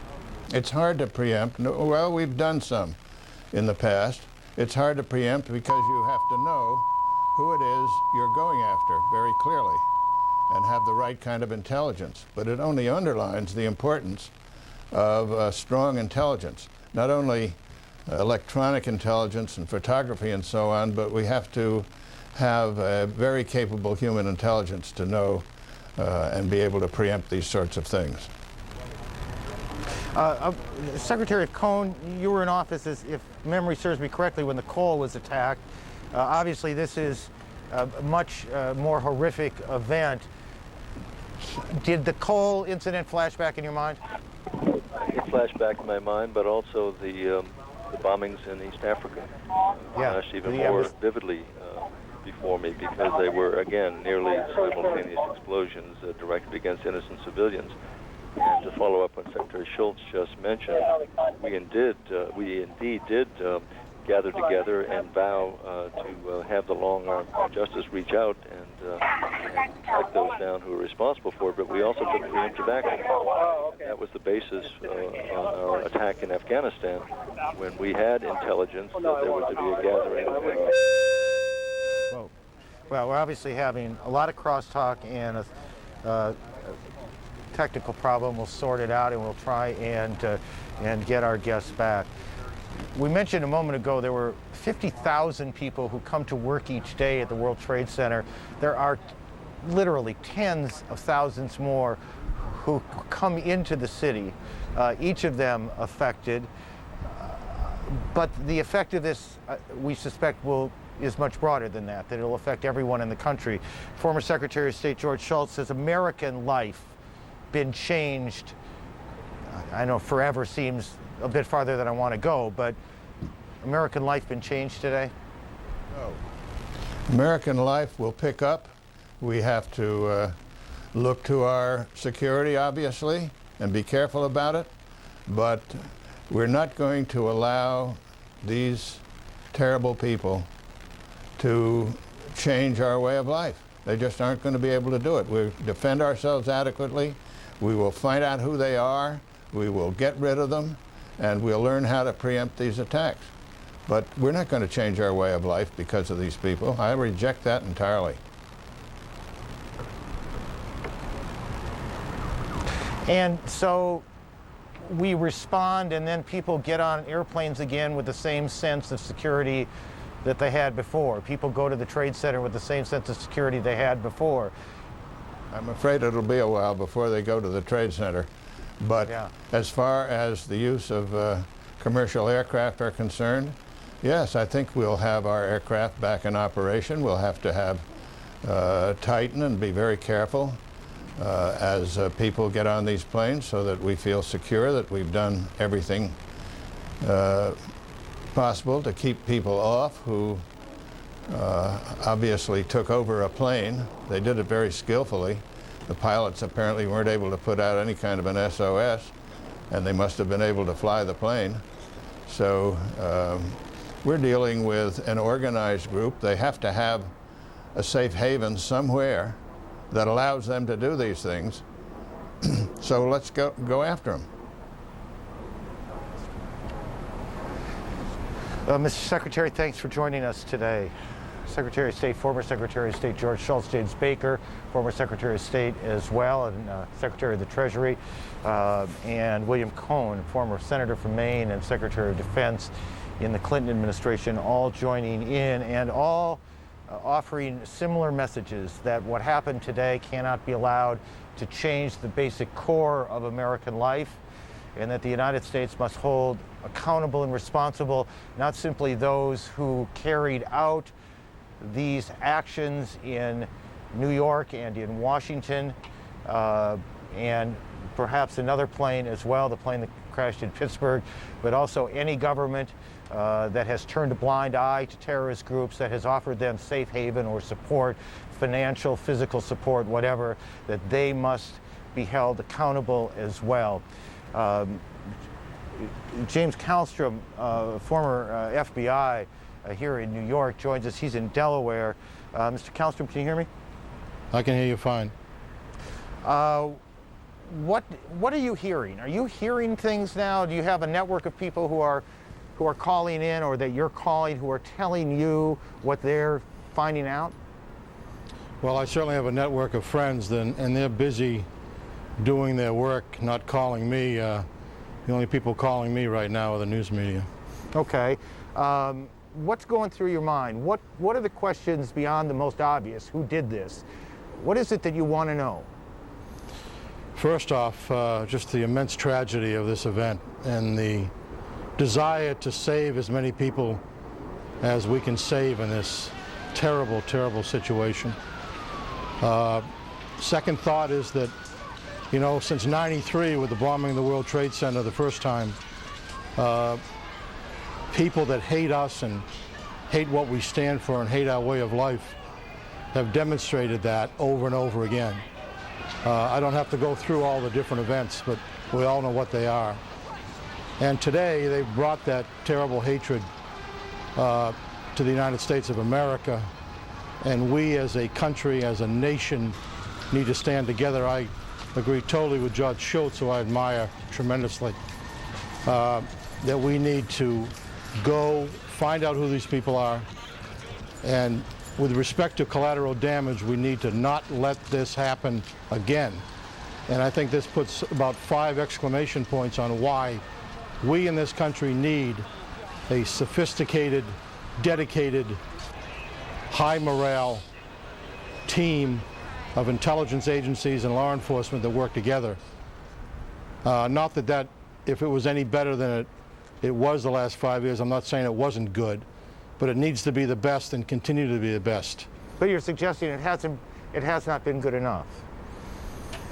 Well, in a free society, you know, it's virtually impossible to know everything about every bunch of cowards and crazy people that populate the world, unfortunately. But we need to get as close to that as possible without changing our way of life. And I think that exclamation point just hits home today, and we need to stop this. We need not to change our way of life. We need to find out who did this, and I'll tell you right now, that's a short list of people. And our government knows pretty much what that short list is. They're putting the final touches, I'm sure, and will over the course of the next few hours, next few days, and we need to do something about it. Sir, thank you for your time today. Appreciate joining. We have shown you a number of times the video of this second plane that at 9:08 hit the Trade Center. We have, I believe, some still pictures of that plane as it moved. I'm seeing them for the first time with you, so bear with us. You can see that in the first shot, the plane approaching the Trade Center. And here in the second frame, you can see in the front, I believe what we saw there was the plumes of smoke and fire from the hit on the first building. The plane now visibly closer to the Trade Center building. It is just the most extraordinary and painful thing to look at because you know what's happening. Mr. Kallstrom, are you able to see these pictures, by the way? Mr. Kallstrom? Yes, I am. Were you able to see those? I was able to see that, yes. As you watch that, as you've seen that, I hear the anger builds, doesn't it? It does. It certainly does build. I mean, it's unbelievable. It's unbelievable. I mean, we're trained in many ways, both of us, by profession, not to use words like unbelievable, and then you confront moments like this where, in fact, unbelievable is about the only word that seems to apply. Yeah, I just can't, having lived through the tragedy of TWA Flight 800, which, as sad as that was, I mean, this is geometrically worse. And just thinking about the personal terror of all the people involved in this, the people on those planes. I'm sure there's teenagers and babies and adults and just normal people on those airplanes that suffered tremendous terrorism.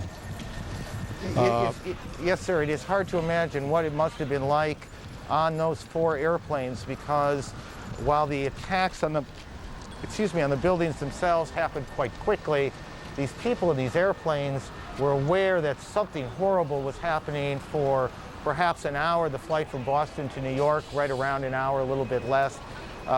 Clearly they knew this was something horrible had come into their lives, and they knew it for a long time. That's probably true.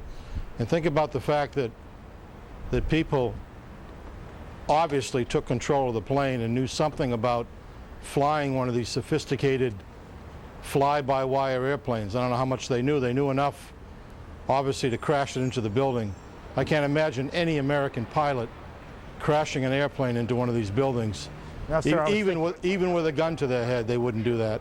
I was thinking exactly the same thing, that it is unimaginable to me, at least, that any pilot, no matter the circumstance, would have followed that order, crashed that plane into this building or that building. I don't know what they would have done, how they'd have dealt with it, but it is unimaginable they would have followed that order. So you've got people that not only are willing to give up their lives for just a horrendously, in my view, stupid, cowardly act, but are sophisticated enough to fly a modern jet plane. It was described by Secretary of State Schultz, and I don't know if you heard it, as an act of war against the United States. Do you see this as an act of war?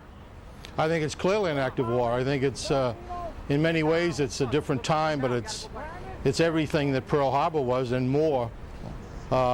It just puts an exclamation point next to this dangerous world we live in, and the inability to appease people that are this demented with rhetoric.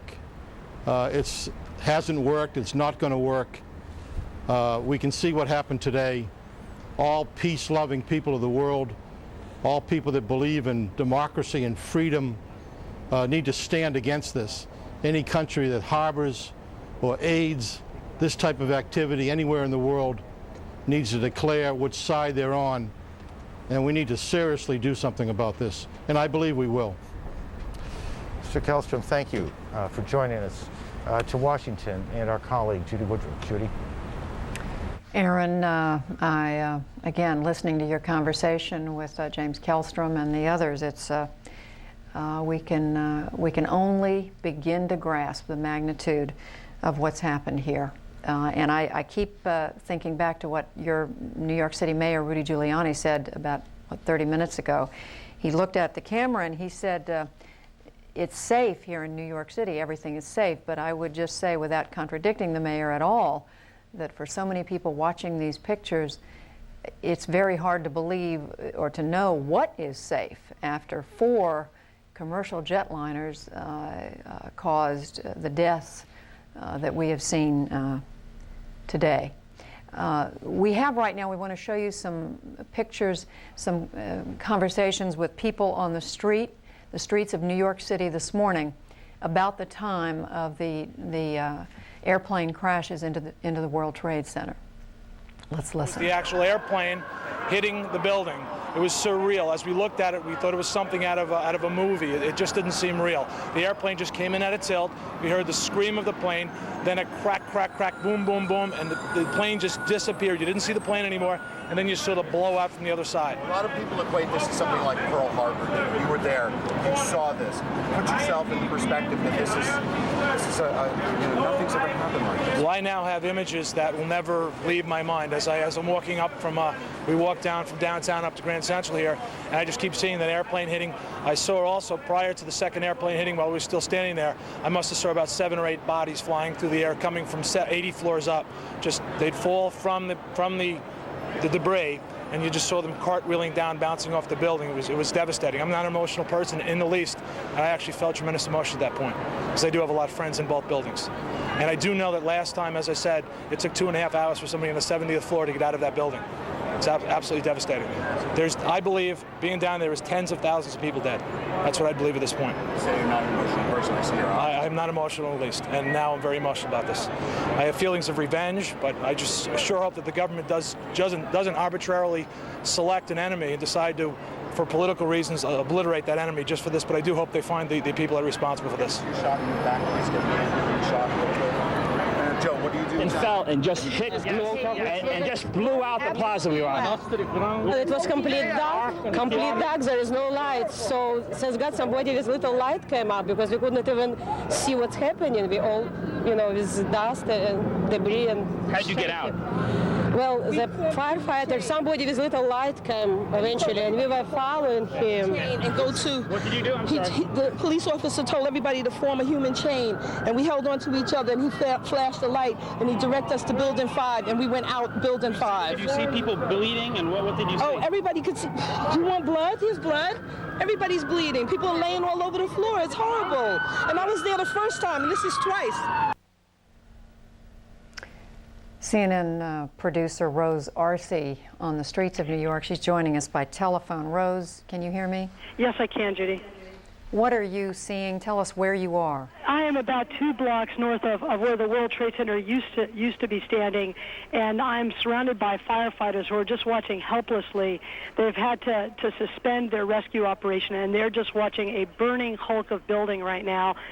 The front part of the World Trade Center has completely sheared off, as well as many of the upper floors.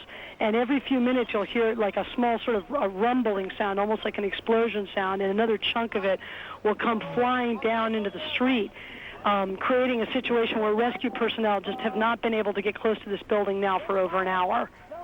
Rose, how close are they to the building? I'd say the closest people are probably about 2 blocks north of there, just in front of where I am. I spoke to a firefighter a few minutes ago that said that he had to stand there and watch helplessly as at least a dozen people leapt from the upper floors of this building during a fire. Rose, when the mayor was asked this question at a news conference a little while ago, he said he wasn't able to answer, but given your vantage point, can you tell how large a perimeter, how many square blocks are we talking about that's been devastated? Well, I'd say that at least, up to 4 blocks north, really 5 blocks north of the World Trade Center, there is debris on top of buildings. There are buildings that have been pierced by debris. The streets are covered with several inches of soot and literally pieces of people's desks. There's office supplies. Where I'm standing right now, I can see there's letters on the floor. There's one woman's resume. There's some insurance papers. Things that clearly came from inside that building. And Rose, where, again, you are how close to what's going on here? I'm about, I'd say about 2.5 blocks north of the World Trade Center. And are you still seeing victims injured being taken away or walking away, or is that No, right now there's absolutely nobody that's getting anywhere close to that building. There's just a huge and enormous pieces of debris just falling one right after the other. And as I said, firefighters a lot of them are just standing here helpless, wanting to go in and try to fight the fire, but just can't get any closer because of safety problems. And Rose, is your sense that there are enough emergency personnel there once they can? I mean, give us a sense of how many emergency personnel you see. There's an absolute small army of fire safety people. I mean, I even see Immigration and Naturalization Service officers, federal marshals. There are trucks from all over New York. I see license plates, New Jersey, people from upstate New York. There's just a small army of people here, but there's just really not a whole lot that they can do for whoever may be left right now, because it is just such a dangerous situation. CNN producer Rose Arce, she's talking to us right now. She's a few blocks away from the World Trade Center, describing efforts by rescue personnel who just cannot get close because it is still a very dangerous situation. You heard her say large pieces of debris still coming down. And these pictures we're showing you, all of them taken earlier in the day since the first airplane hit the World Trade Center about 8:48 this morning. And again, these are those still pictures that Aaron first referred to a few minutes ago. Still pictures of a commercial jetliner. This was the second one to come in. This was the plane, the United Airlines Flight 175 that we now know has to be the one that Boeing 767 bound from Boston to Los Angeles. Instead, it ended up inside and going through incomprehensibly one of the towers of the World Trade Center. Just about a block and a half away here in Washington, a block and a half away from the White House, CNN senior White House correspondent John King. John, you were not traveling, of course, with President Bush, who went to Florida yesterday, but you have been talking to a number of people around the president who are trying to stay on top of what's happened. Trying to stay on top of what has happened, Judy, despite the fact that from the ground up anyway, the White House complex, which you see behind me, the building itself and the old executive office building, which is home to a number of senior administration officials, a virtual ghost town, evacuated this morning. The president, as we have reported, is now at a military installation in the Midwest. The president, first from Florida, stopped at a military installation in Louisiana. He was briefed.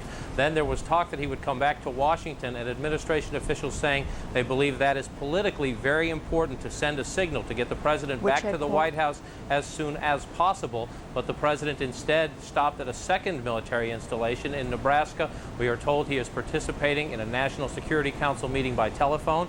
Vice President Dick Cheney has been in the White House, underground in the White House Operations Center, the Situation Room, which is a fortified command and control structure, throughout the day with other national security officials, receiving information from around the country and directing U.S. operations from there. We do know on Air Force One en route from Louisiana to the Midwest, the president spoke to the mayor of New York and the governor of New York. He's been in constant contact with officials back here, including members of the congressional leadership, who also have been asked by their security to go to a secure bunker area built for just such a situation, a national security emergency in the United States, the leaders of Congress taken as well to a secure location. Again, the White House grounds were evacuated when all this was taking place this morning. From this perch up here, which you are familiar with from anchoring Inside Politics, you can still see smoke wafting up from the Pentagon and National Airport across the Potomac River, usually one of the nation's busiest, of course, now completely shut down as part of the security precautions being taken here.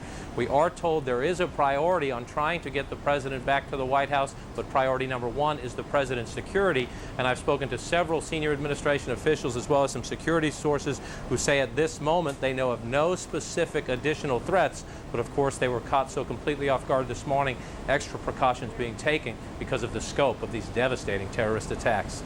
Judy? All right, John King at a location on top of an office building just a few blocks from the White House, as you can see, reporting on the scene there where every federal building in the city of Washington has been evacuated. Joining us now on the telephone, former Georgia United States Senator Sam Nunn. Senator Nunn, are you in Atlanta, New York? Judy, I'm in Wilmington, Delaware. All right. Senator, longtime leader of the Senate Armed Services Committee, someone who has followed military affairs in this country for so long. What are you thinking right now? First, it was certainly a day of hate in terms of what was perpetrated by whoever did this, and second, a day of sorrow for the people who are the victims and their families. And it certainly was a cruel and heartless and monstrous type attack. I think it's very important that we steadfast in this country. We always rise to the occasion and work together when we're in a crisis, and I think this qualifies for mustering the American will to remain calm and collected and determined and firm, but most of all, solidarity here at home with the president, following his lead with the governors, with mayors, with the people on the scene, the front lines, the firemen and the policemen and the medical personnel and the nurses and the doctors, people we take for granted every day, but God bless them, and we need to be with them and behind them and help them in every way we can. Certainly we need to learn lessons from this. We need to find out about the intelligence, find out why we didn't get some notification, whether we had information that we did not properly analyze, or whether Senator, all of those things come to mind. Senator, I want to ask you about that because there has to be many people out there watching who feel betrayed, who want to know why is it that how is it that something on this scale could be carried off when they thought the United States was the safest country on the earth? Judy, I think that's a good question, and I think our intelligence people have to be asked those hard questions, and they will be. I think we also need to put it in perspective, though. We've had efforts against America for the last 20, 25 years, some of them almost of this magnitude in terms of the planning, and they've been warded off by law enforcement and intelligence. So we have to put it in somewhat perspective, and we have to also understand some of our other nations in the world have been under not exactly this kind of attack, but similar type terrorism for a long time, including Great Britain, including Israel and the Middle East, including Germany.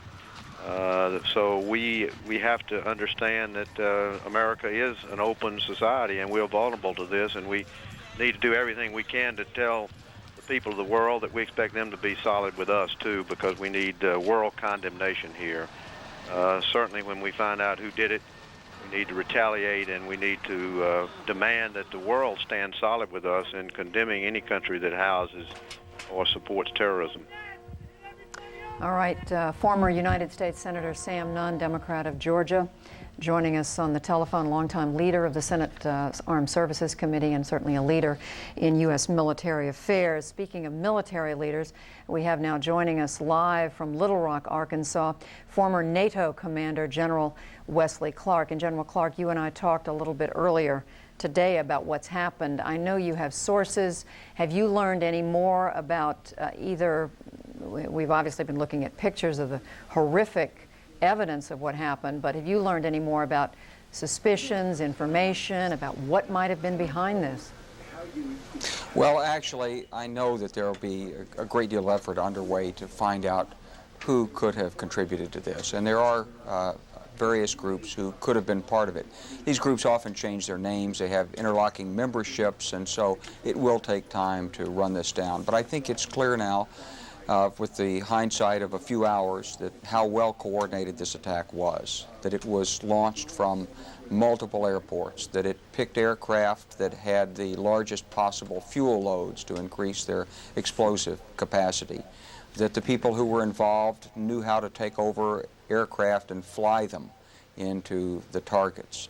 And clearly they had some idea of the symbols of American power that they wanted to strike. And so I think we've got to allow some time for our military to work through this. I am reassured in talking to people inside the Pentagon that the command and control system in there is totally intact. All of the men and women who were part of that command and control system are at their stations and have been throughout this, and so it's very smooth and very effective. I'm thinking about all those people who were in that part of the Pentagon that was struck by the aircraft. We know there are a number of men and women who served there who aren't accounted for, and presumably there are casualties and fatalities there, but the command and control functions are totally intact.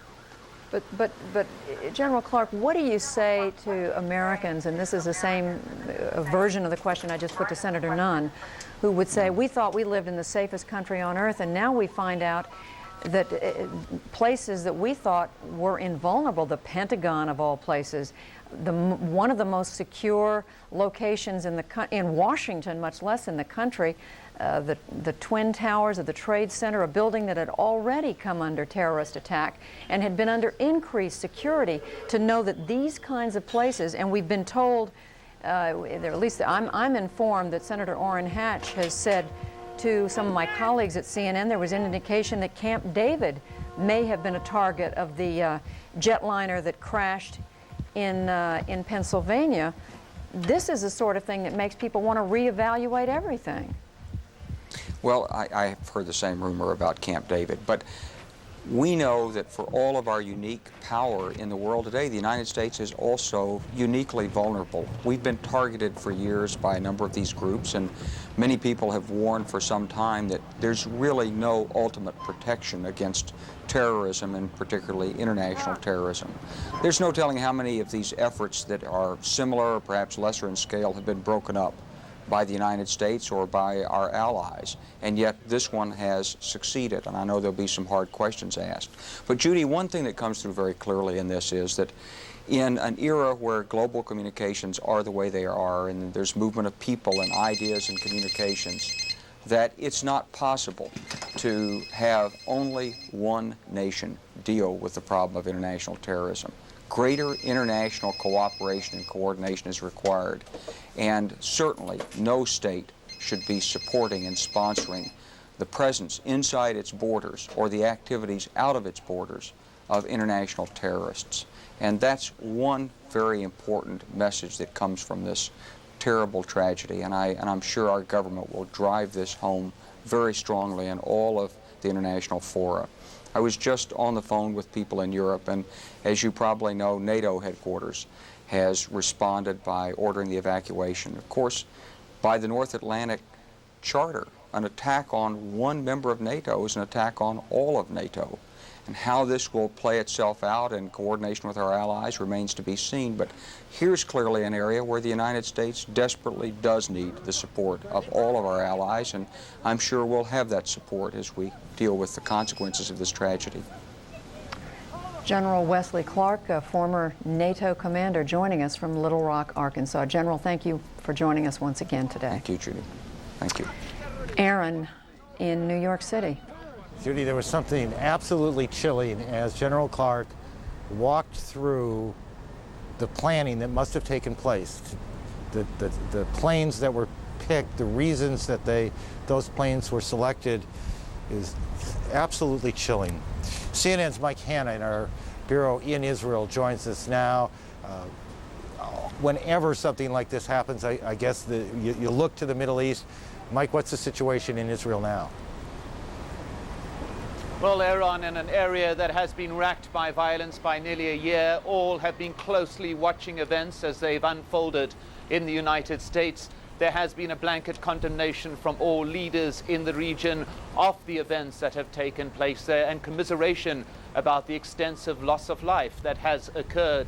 However, when news of the events started to filter through in Palestinian areas, there were sporadic incidents of celebration in the streets in the East Jerusalem and in various parts of the West Bank. Palestinians took to the streets in small groups, celebrating what they said was an attack against the United States. The United States, blamed by some Palestinians for its ongoing support, as it is seen, of Israel in this conflict, in this Middle Eastern conflict. However, while some Palestinians were taking to the streets in apparent celebration, one youth was quoted as saying, as he received sweets handed around in celebration, "This is a sweet from Osama bin Laden," he said. However, while this was happening, the Palestinian leadership itself was very quick to condemn the events in the strongest of terms. First of all, I am offering my condolences, the condolences of the Palestinian people to the American President, President Bush, to his government, to the American people for this terrible act. We are completely shocked, unbelievable. Condemnation and commiserations too from Israel in messages to the United States administration. Israel has banned all non-El Al flights coming into the country as a security precaution, and certainly the events in the U.S. being watched very, very closely from this region. Aaron. Mike, just a couple of things briefly. One is, it is hard, I suspect, for many of our viewers to look at the tape of the celebration that you just showed us and contrast those scenes with what we have seen from here in New York and in Washington. The utter devastation, the fear on people's faces, the death and injuries that we know have taken place. The contrasting pictures are extraordinary. Is the Israeli military on a high state of alert now? Yes, very much so. There is a high state of alert throughout this area. The context that one must view those demonstrations in, those celebrations as we're seen in Palestinian streets, is a context of an area in which violence has been ongoing for nearly 12 months. The context too that some Palestinians have criticized the United States sharply for what is seen as its support of Israel in this ongoing conflict. And certainly the Palestinian leadership has been very quick to disassociate itself from those images on the ground, making quite clear that it condemns in the strongest of terms the events in the United States. All radical Palestinian groups too have disassociated themselves and denied any responsibility for the United States attacks. Aaron? Mike, thank you. CNN's Mike Hanna, our Jerusalem bureau chief, where it's about 11:15 in Israel, about 3:45 here in New York. Hospitals here continue to be inundated with the injured, the most serious of the injured being treated first in a classic triage operation. Maria Hinojosa is at St. Vincent Hospital. She joins us on the phone. Maria, what are you seeing and what are you hearing? Well, Aaron, since about 10 o'clock this morning, there's been a steady stream of ambulances coming into St. Vincent's, which is the central hospital for the traumatized, where they're dealing with the trauma units here. Now, what we've seen, the most recent numbers now, there's 256 patients. 25 of them are in critical condition. 3 of them have passed away. And about 30 firefighters and police have also been treated. Just to give you an idea of the numbers, this hospital handled the World Trade Center bombing in 1993. There they saw a total of only 160 patients. They are now having well surpassed that by 100 patients, more or less, 256 patients now. Mayor Giuliani arrived here about 5 minutes ago. He went straight inside. We're expecting him to come out and address the media here. And essentially there's a sea of green. Office chairs have been draped with white sheets to be used instead of stretchers. Buses have been ferrying hundreds of volunteers who have come to donate blood. They've been taken to other locations.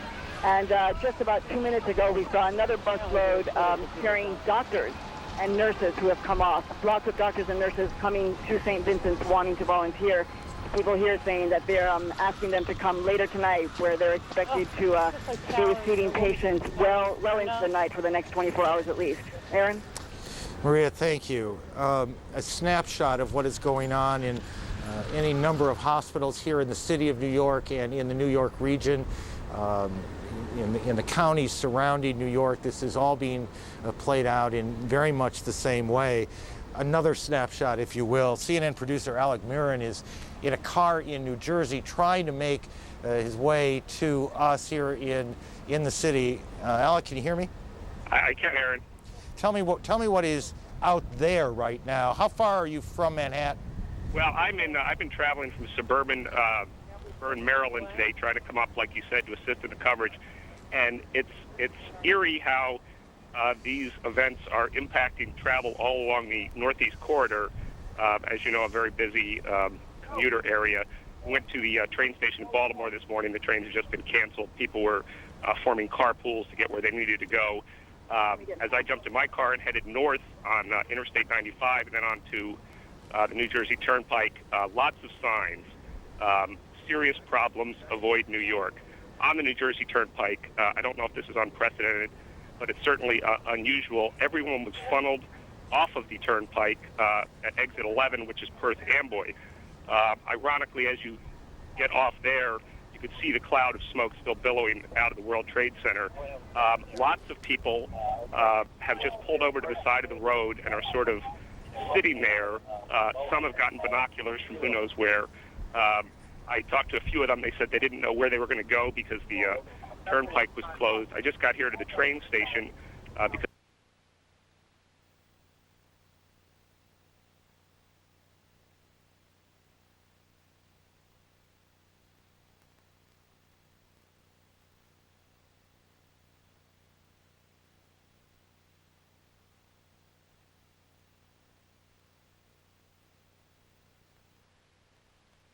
of the world we can't get these people, and that's the frustrating thing. You saw what happened when we sent the FBI to Aden to investigate what happened with the coal. We didn't get the cooperation.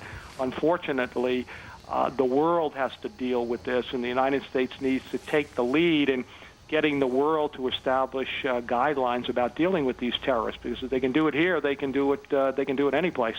Let's say we can trace the perpetrators of this to some country somewhere in the world. Would you suggest to the president, if you were still advising him, would you suggest some kind of an armed invasion to go in and get whoever's responsible? Yeah, I would suggest going in and getting them and working through the local authorities if you could. I mean, because a lot of our friends around the world will be more than happy to help us. And so if the person is in country X, you work with the law enforcement and armed forces there to get them out and bring them to justice. Larry Korb, we thank you very much, of the Council on Foreign Relations, former Assistant Secretary of Defense under the Reagan administration. Nice to be with you. Thank you once again. We take it now to correspondent Rick Leventhal. Perhaps the heroes of this day will be those who have been performing rescue on those who were trapped inside. Rick Leventhal is with one of those individuals right now. Rick?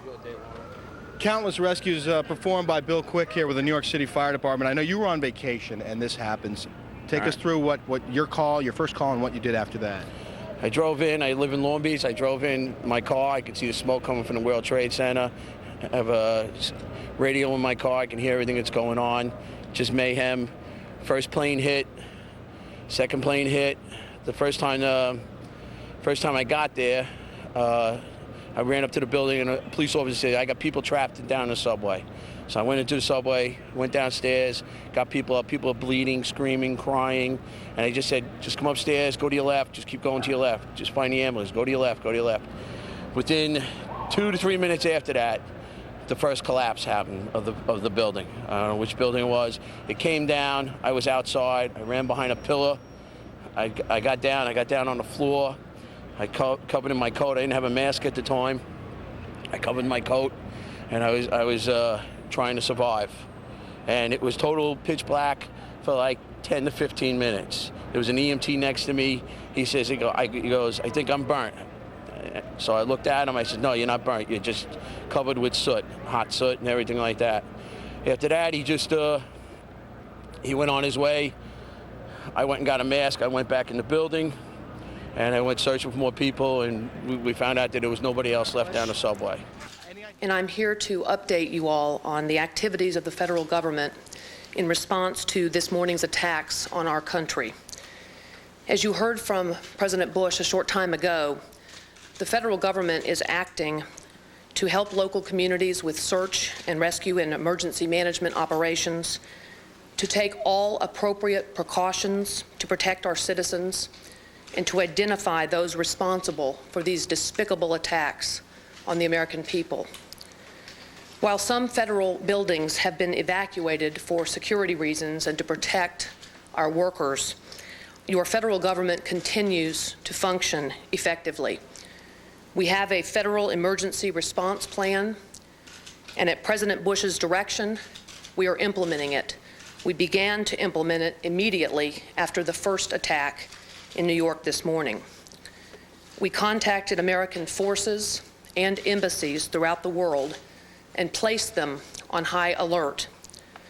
The United States Secret Service immediately secured the President, the Vice President, and the Speaker of the House, and they are all safe. They have also secured members of the National Security Team, the President's Cabinet, and senior staff. As you know, President Bush was in Sarasota, Florida, when the first attack occurred this morning. Air Force One has now landed at Offutt Air Force Base in Omaha, Nebraska, and the President is in a secure location. He is in continuous communication with the Vice President and key members of his cabinet and national security team. Vice President Cheney and our National Security Advisor, Condoleezza Rice, are in a secure facility at the White House. I have just come from there. The Secretary of Transportation and other members of our White House senior staff are gathered at a command center there, and we are coordinating with other branches of our federal government. The Secretary of Defense remains at the Pentagon, and the Secretary of State is en route back to Washington from his trip to South America. President Bush is conducting a meeting of the National Security Council as we speak. They are meeting President Bush from his location and other members from different locations in Washington and other locations. As many of you have been reporting, the Federal Aviation Administration ordered all airports closed, and all planes which were in the air were directed to land at the nearest airport. International flights were diverted to alternate locations outside of the United States. Transportation Secretary Mineta has directed the Federal Aviation Administration to suspend operations until at least noon tomorrow. So no airline flights will operate until at least then, and until the FAA announces that operations will be resumed. Secretary Mineta has also issued orders controlling the movement of all vessels in United States navigable waters. The Federal Emergency Management Agency has activated 8 urban search and rescue task forces in New York, and 4 of these highly trained teams are at work here in Washington at the Pentagon. Every federal agency has implemented continuity of operations plans to make sure the government continues to function effectively. While the markets closed today because of the situation in Manhattan, the United States financial system has continued to operate. Banks have been open all day. The Federal Reserve has operated regularly and continuously.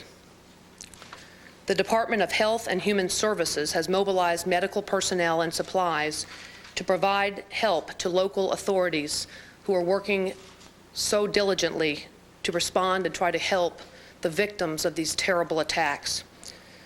President Bush has committed the full resources of our intelligence and law enforcement communities to identify and bring to swift justice those responsible for these despicable attacks. The Department of Justice is setting up a hotline for families who fear that their relatives may have been victims of one of these attacks, and we will be announcing that telephone number shortly. Our fellow citizens and our freedom came under attack today, and no one should doubt America's resolve. President Bush and all our country's leaders thank the many Americans who are helping with rescue and relief efforts. We ask our fellow Americans for your prayers for the victims, for their families, for the rescue workers, and for our country. Thank you all very much, and we will continue to update you as information is available and confirmed.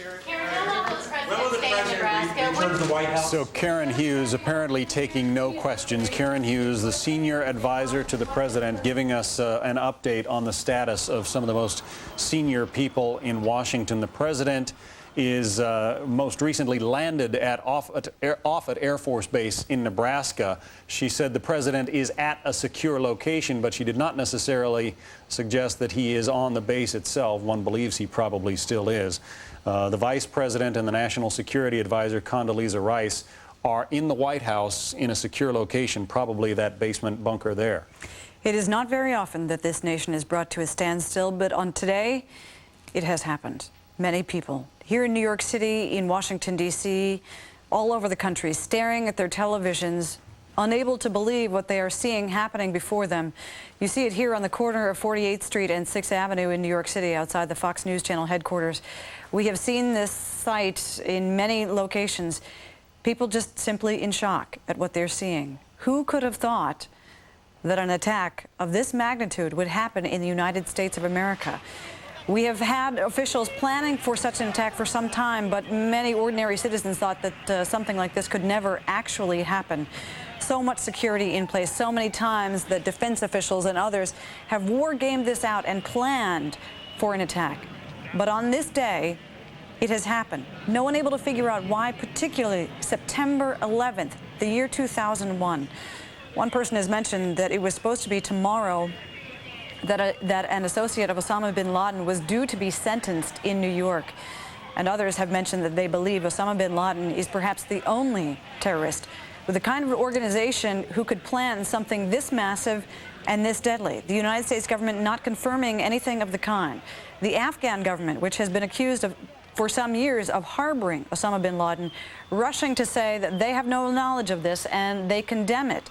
However, they have for years not given Osama bin Laden up to the United States, despite repeated requests from Washington. They are also saying that they do not believe Osama bin Laden is capable of this. There may be many in Washington who believe otherwise at this hour. We're waiting for more briefings to come in. Some planning at the Department of Defense. As you know, Secretary Rumsfeld is still there at this hour. Others with officials in New York City, we are going to bring those to you just as soon as they happen. They're going to be happening just sort of suddenly, and as they do, we're going to bring them to you here on the Fox News Channel. There are a great number of survivors you can see being carted away. This from the lower Manhattan area, where our Rick Leventhal has been doing a great job of reporting all day. Rick is back with us now live and safe, we're happy to say. Rick, what's the latest there?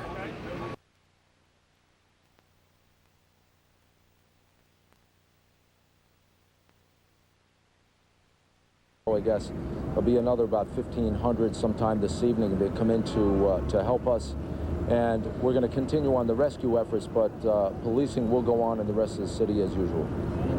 State of alert for other possible actions. How is that being? Obviously, we're in a high state of alert. We're looking at other government buildings, securing those buildings, securing other areas in the city. Right now, our primary focus and our efforts are in southern Manhattan. One more, please. I don't think anybody. The mayor and I were there this morning. I was there when the second plane hit the building. I was right underneath the building. I don't think anybody would have imagined that one of those airliners would have hit the building like that. Nobody in their right mind would have thought that would happen. So, and in this circumstance, it was something we couldn't avoid. We couldn't have stopped, even if we tried. Thank you. Thank you. We've been listening to Mayor Rudy Giuliani, obviously fairly close to the site where the rescue operations are underway in New York City, reassuring that every effort's being made to get as many people out and to hospitals as they possibly can. Now, back here in Washington, let's return to our senior White House correspondent, John King. John, and let's talk about what the White House is doing, and some of which we heard about from Karen Hughes, who's a counselor to the president just a minute ago. Well, Judy, some of this involves security precautions, which is one of the reasons the president is not yet back in Washington. He is now in Nebraska at a military air base conducting a National Security Council meeting, although at the White House they are putting a priority to getting him back as soon as possible. They believe that picture of the president returning to the White House would send a powerful signal. You heard both Karen Hughes here in Washington, Mayor Giuliani just again in New York, trying to reassure the citizens that the government is at work despite these atrocities today. They very much want to get the president back.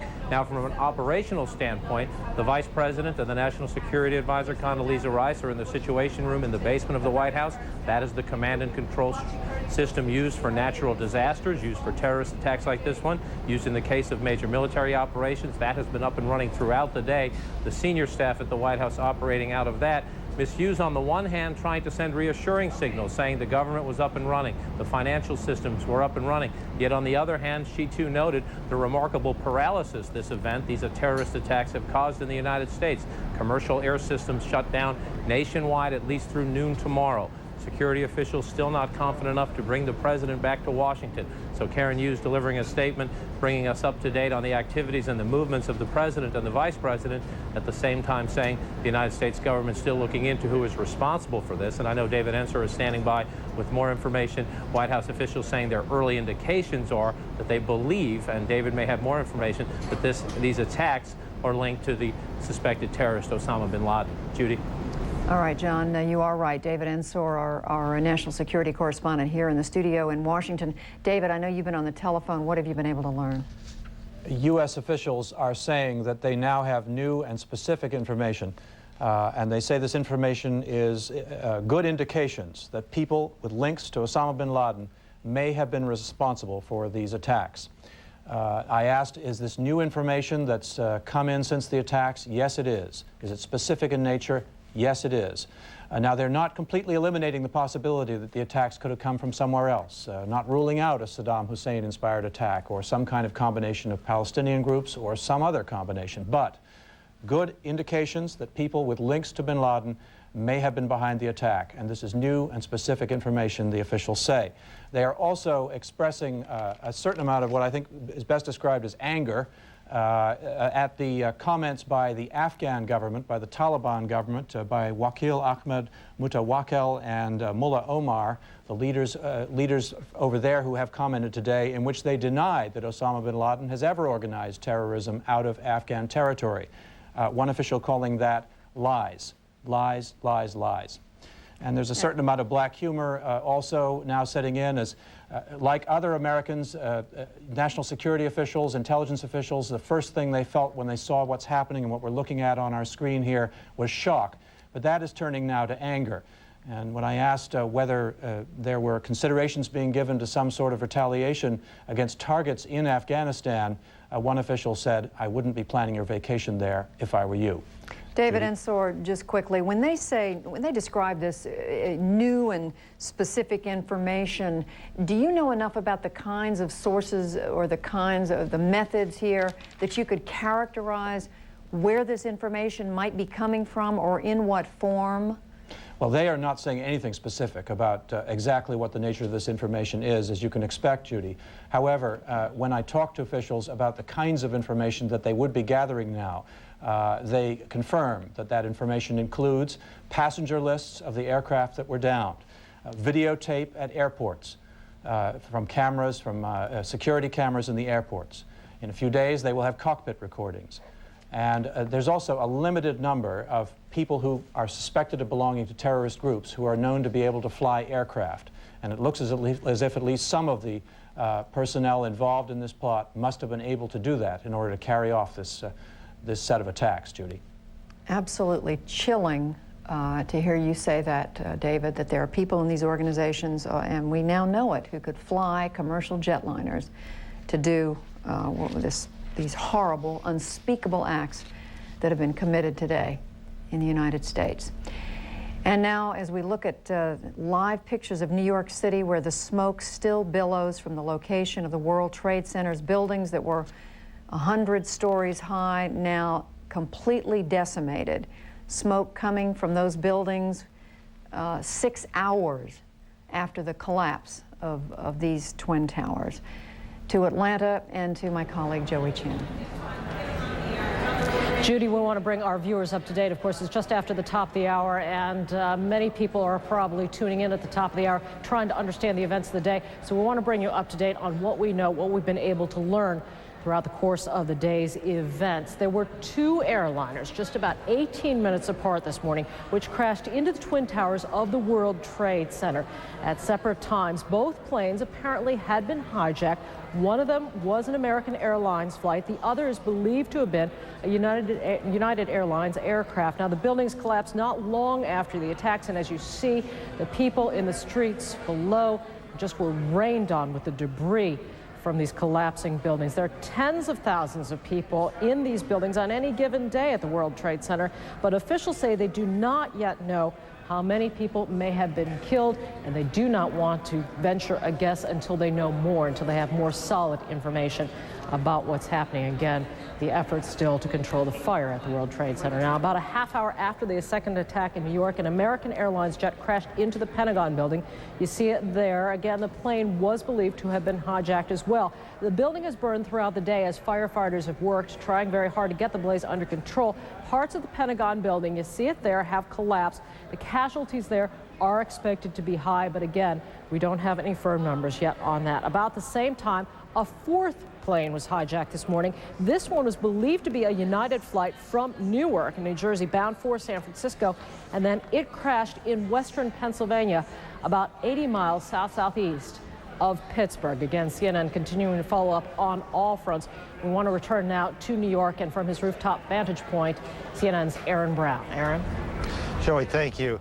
Shimon Peres, the Israeli foreign minister, has been active in Israeli governments for as long as most of us can remember, and has witnessed more of these terrorist attacks than any of us should experience. He joins us now to talk about this one. Good evening, sir. Thank you for joining us.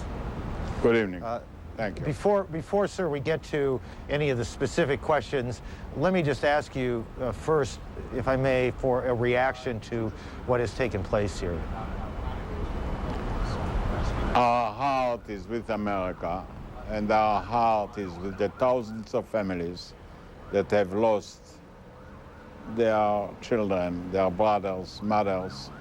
For Israel, it's a day of mourning. We announced that tomorrow the whole nation will be mourning.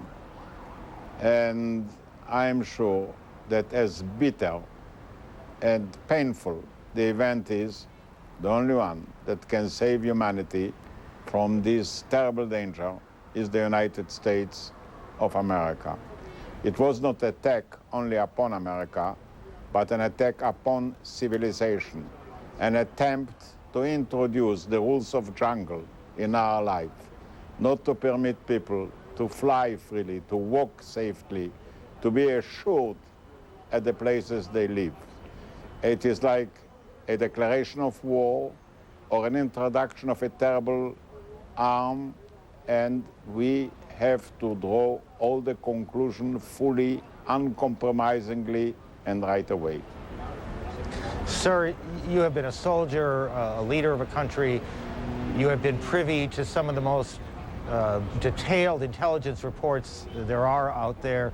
Are you surprised by the sophistication that must have been at play to carry out these attacks? It's a sophistication of the most evil kind. You know, only evil people can arrive to such a sophistication. And the measures must be radical as the evil itself. I think what should be done is to identify every country that hosts or supports terror and declare those countries as terrorist countries. I think there must be a call to all religious leaders, Christian, Muslim, Jewish, to condemn fully, without an excuse, all the suicidal bombers, suicidal persons who in order to kill others, they kill themselves. It's against the basis of our life. It's against the gospels of every believer. And then again, we have to organize ourselves globally, because we are going over from a world of enemies, where you have had armies to face them, to a world of global dangers that we don't have yet neither a strategy nor an army to stop it. We have to get ourselves organized properly and fully and immediately. Mr. Foreign Minister, I hope you'll answer this. Let me ask it anyway. Did the government of Israel have any intelligence prior, any indications prior that something like this might happen? Not specifically. We have had warnings, and there are all the time warnings, but we know, and all of us are aware of some of the addresses from where terror can origin. But anyway, I don't have any specific information, and I wouldn't like to blame anybody without full knowledge. I understand that, and let me then, just for the record, ask the logical follow-up, which is, since the attacks themselves, has Israeli intelligence picked up any information that suggests who might be involved in this? Any information we shall have, we shall hand over immediately to our American friends. And we also send right now, a plane with our rescue team, which is already on the way. Whatever we shall be able to do, or we can do, in order to be of help, we shall do it full-heartedly, without any reservations. Permit me to say that today each of us feels American, like an American, with all the seriousness, all the pains, and all the determination. Sir, do you have any doubt in your mind that the root of this attack on the United States today, the root of it took place in the Middle East, that the events in the Middle East, the organizations in the Middle East, do you believe that to be the case? I think we have to bring an end to the conflict in the Middle East, but there were already acts of terror in the United States disconnected from the Middle East, and there are in many other places the same story. We have to put an end to terror, because it's a danger to every person and every country, no matter where it is. So the reasons are important, but the attraction to use terror in order to kill, in order to threaten, is existing everywhere. It's not connected to a specific case or specific place. Sir, thank you. Shimon Peres, the Israeli Foreign Minister, a long-time Israeli leader in any number of governments, joining us from Jerusalem tonight, where it is a little bit after 11 o'clock, about 10 minutes after 11. Thank you, sir, for joining us. We are getting information now that one of the other buildings, Building 7, in the World Trade Center complex, is on fire and has either collapsed or is collapsing. And you, to be honest, can see these pictures a little bit more clearly than I. But building number 7, one of the buildings in this very large complex of buildings that is the Trade Center, there were, and that is the right way to put it, there were the 2 towers, but then there are a number of support buildings around it, retail spaces, restaurants, office space, garages. The trains come in from New Jersey, bringing commuters, taking commuters back, come into the complex that is the World Trade Center. And now we are told that there's a fire there, and that building may collapse as well, as you can see. We can see, as we look now back downtown, we can see the billowing smoke. It is extraordinary to us, I guess, is how long this scene has gone on. The smoke has not cleared at all. It has not lightened at all. There was that horrific moment when the towers collapsed, and then we've been in this sort of situation ever since, as the fires continue to burn. Rose Arce, one of our producers who has been slowly and diligently making her way to the building, described the fires that she saw in the area of the towers themselves. And clearly those fires continue to burn at about 4:15 Eastern Daylight Time today. in an unbelievable and awful scene in New York. Judy? Aaron, for those of us who don't know that area of Lower Manhattan, you are explaining something that is important, because I think the belief had been that there were just the two towers, but you're now telling us that there are several other buildings that make up the complex of buildings. And as Aaron is just saying, and we're hearing for the first time, one of these support buildings is on the verge of collapse if it has not already collapsed. It looks to me, as it may to Aaron as well, with these live pictures, that smoke is so black that it may be the result of a fresh part of this terrible disaster.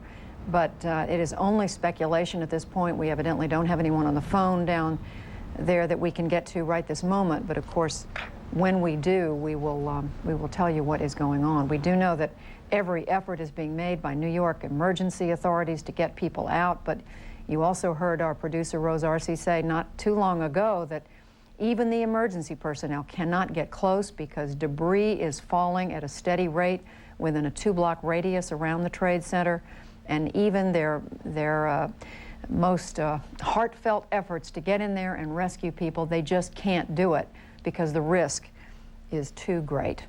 We're going to continue to watch this horrific scene in New York City as we bring you up to date on what has been happening here in Washington. The Congress would have been in session today. In fact, it was gaveled to order this morning. At least that's my understanding. But members of Congress, after these buildings were hit, were quickly evacuated. And some of them have been gathering. There was report not too long ago that at 6 o'clock today Eastern Time that there would be a conference call of the congressional leadership to assess the catastrophe of today and to consider when the United States Congress should meet again. As of now, the Capitol was largely evacuated. CNN's Kate Snow is at a location near the Capitol, and she's been talking constantly to members and to members of the staff. Kate, what are you learning? Judy, we are still under a lockdown at the Capitol. We've been told that Senator Lott and Senator Daschle would like to call the Senate back into session this afternoon. They would like to do that. Whether that's going to be a possibility is unclear at this point. Joining me here a couple of blocks away from the Capitol is Senator Bob Graham, Democrat from Florida and the chairman of the Senate Intelligence Committee. You hold a position where you are in the know, Senator. Tell us, what do you know at this point about the events that have transpired today? Have you been briefed yet? Kate, we're about to have a briefing.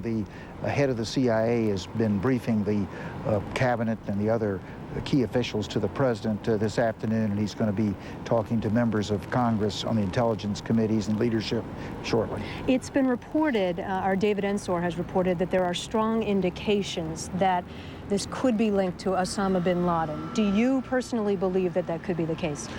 Kate, I think it's premature to start naming a prime suspect. If you'll recall, after the Oklahoma City bombing, there was an early identification of an Arab group that had done it. Turned out to be false. Let's withhold until we get a little more information. My own sense is that there are not very many groups around the world who have the capability of planning, coordinating, and executing a terrorist attack of this sophistication. You are constantly being briefed by the FBI, by the CIA, by the National Security Agency. You are one of the senators that knows the most about our national security. Do you believe that there was any advance warning of this attack? No. If there had been advance warning, there would have been steps taken to have interdicted it. There had been a general threat warning that there was a greater likelihood of some terrorist attack somewhere in the United States, but it was not at a sufficiently detailed level to allow for some response. And when was that general warning? Early in the summer, there was a general announcement of an increase in threat level for terrorism. And were there changes made then to our security? Tell me about that. Yes, there were general steps taken in terms of our intelligence gathering, particularly related to those that we had the highest level of suspicion. greater security at key vulnerable areas, and I'm certain that the military was placed at a somewhat higher level of alert. Were you then surprised as you sat in your office? You told me you were here this morning, you were on Capitol Hill when the first word started coming down about what happened in New York. Were you surprised? Well, the answer is I was shocked at what actually happened, that the extent of it, the gruesomeness, the audaciousness of this kind of an aerial attack against some of our best known symbols of America. I was not surprised that there was an attack, was surprised at the specificity of this one. Does the Senate now, to show that the Senate can get on with business and that the U.S. Congress has not been impeded, do you think the Senate ought to come back and get back to business to send that signal? Well, I think first, as all Americans, we need to extend our sympathy to the families that have been so tragically affected by this. We also need to send a signal to the world that a group of terrorists cannot intimidate the greatest democracy in the history of the globe, and that we will continue to carry out our responsibilities. And at this briefing, you told me within the hour, before 5 o'clock Eastern, you expect to talk not only with intelligence, FBI, but also with your colleagues, the leadership. And I understand some decisions are going to be made about how to proceed from here. Well, I think what we'll be getting at this briefing is some more detail as to what happened today. But there clearly are some things that we have known that need to be undertaken for our long-term protection. For instance, we need to make a greater investment in human intelligence. That's old-fashioned spies that can get close to a terrorist, find out what their intentions and motivations are. We need to see that our technical ability to gather information stays as world-class as it has been for the last 50 years, and we need to close the gap between the amount of information we gather and that which we're able to analyze and convert into useful intelligence. Okay. Senator Bob Graham, Democrat from Florida, the chairman of the Senate Intelligence Committee, joining us here. He's about to receive a briefing, Judy, and we will get back to you with word when we know more from here. Judy? All right, Kate, we've been listening closely to what Senator Graham was saying, and I would just remind everyone, if they haven't already taken note of this, that this week is actually the anniversary of the Camp David Accords. Those took place back in 1978, 23 years ago, over a period of about a little more than a week between September 5th and about the 17th. This was the framework for peace in the Middle East, an agreement between Israel and Egypt that many of the more hardline Arab states said they would never forgive Egypt and certainly Israel for doing this. They felt betrayed by it, and there are those today suggesting perhaps that had something to do with the timing, although at this point it would be purely speculation to say one way or another. You're continuing to see pictures of the terrible devastation in New York City in the aftermath of the 2 airplanes that flew into the Twin Towers of the World Trade Center.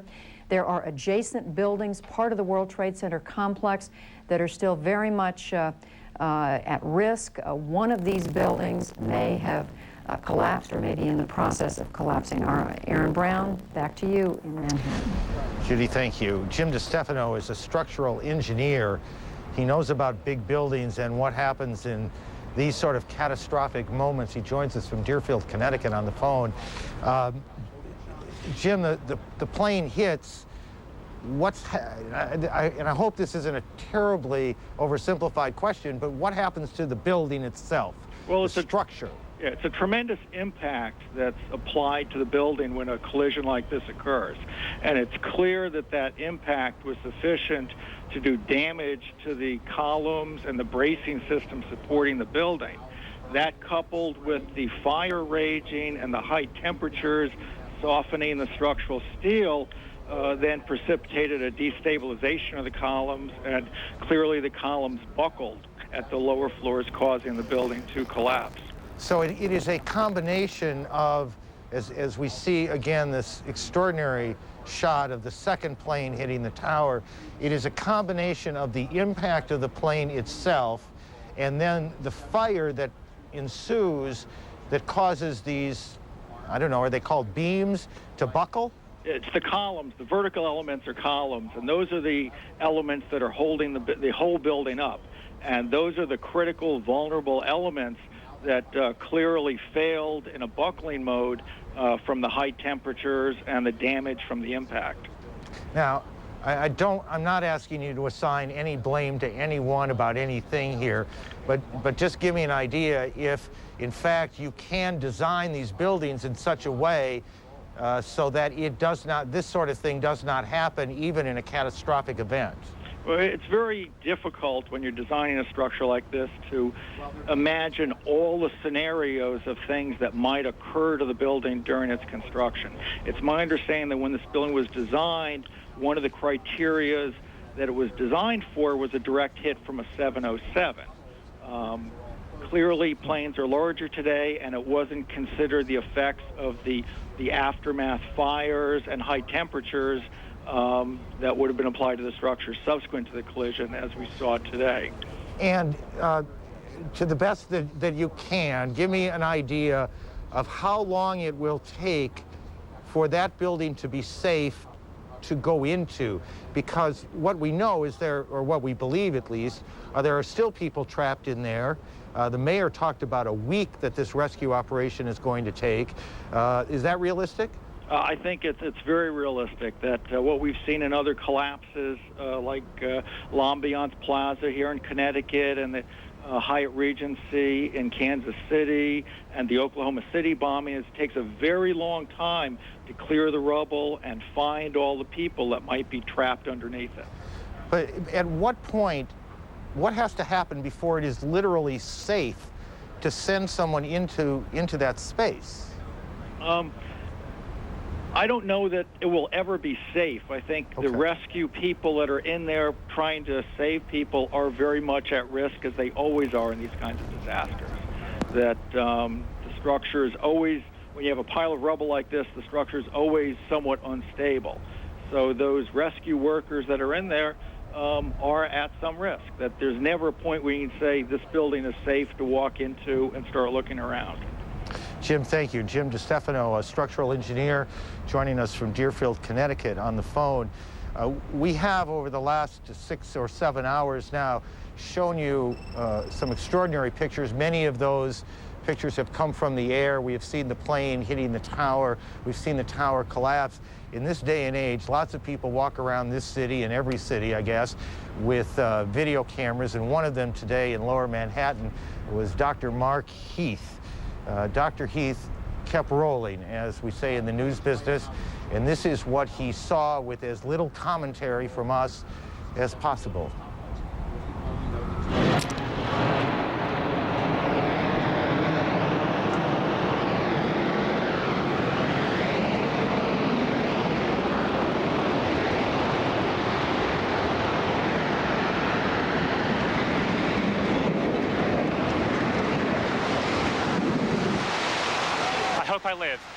I hope I live. It's coming down on me.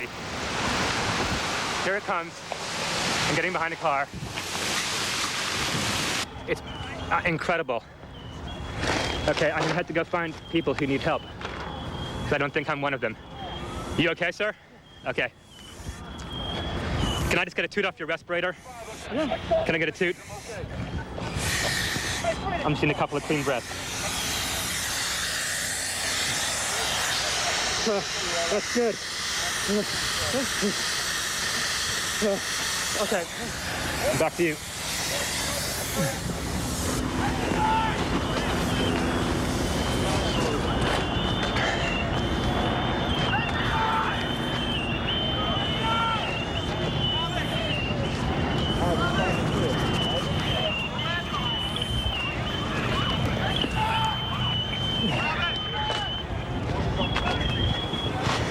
This is the car I hid behind. It saved my life.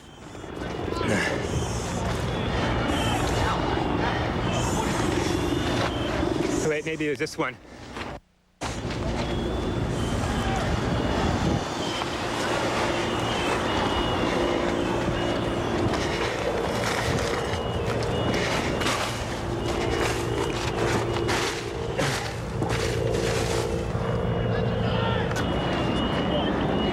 There's all these noises. I don't know what it is. They say someone needs help. Yeah, Mike! Mike! Mike, come over here! Yeah! Anybody need a doctor? Where are you? Oxygen. Don't have oxygen.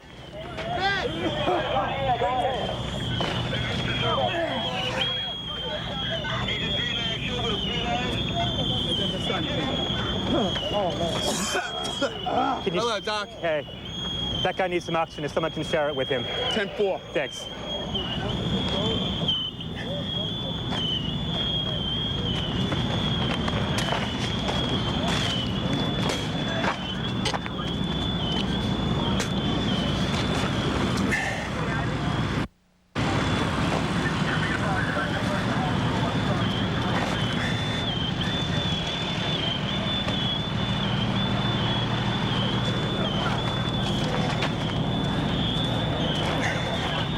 They told me just to wait here at this semi-staging area. See if I can help, so that's what I'm doing. They won't let me go any closer. No one can go in to get the people out. There's small explosions still going on.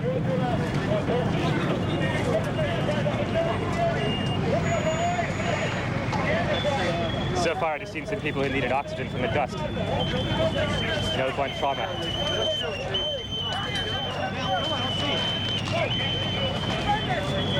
Gonna go wash my eyes out.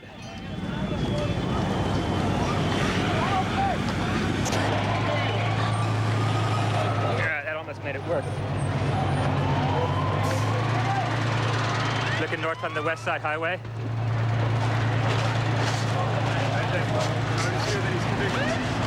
You guys going in? Yeah.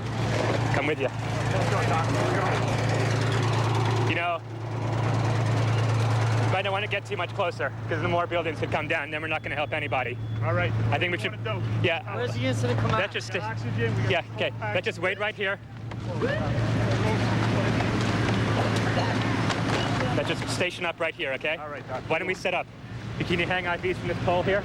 Okay. Okay. Yeah. We just heard another explosion. They're handing out gloves and masks. The consensus is it's too unsafe to go in there. Just gonna wait here until they bring some people out.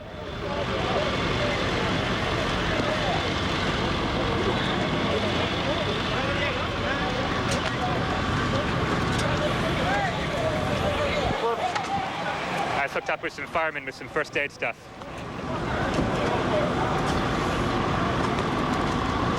What are we gonna You know do? what? Anything? Why don't we just set this up as a little mobile hospital unit right here, okay? Okay.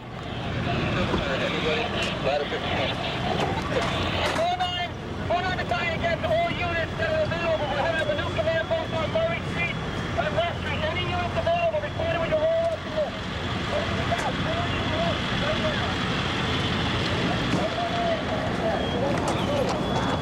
Any suggestions? Should we set up here for medical work? Think this is safe enough here? Those pictures shot by Dr. Mark Heath. We don't know much about Dr. Heath, but we, I think, can fairly say that he had extraordinary presence of mind as he continued not only shooting those pictures, but also offering assistance where he could.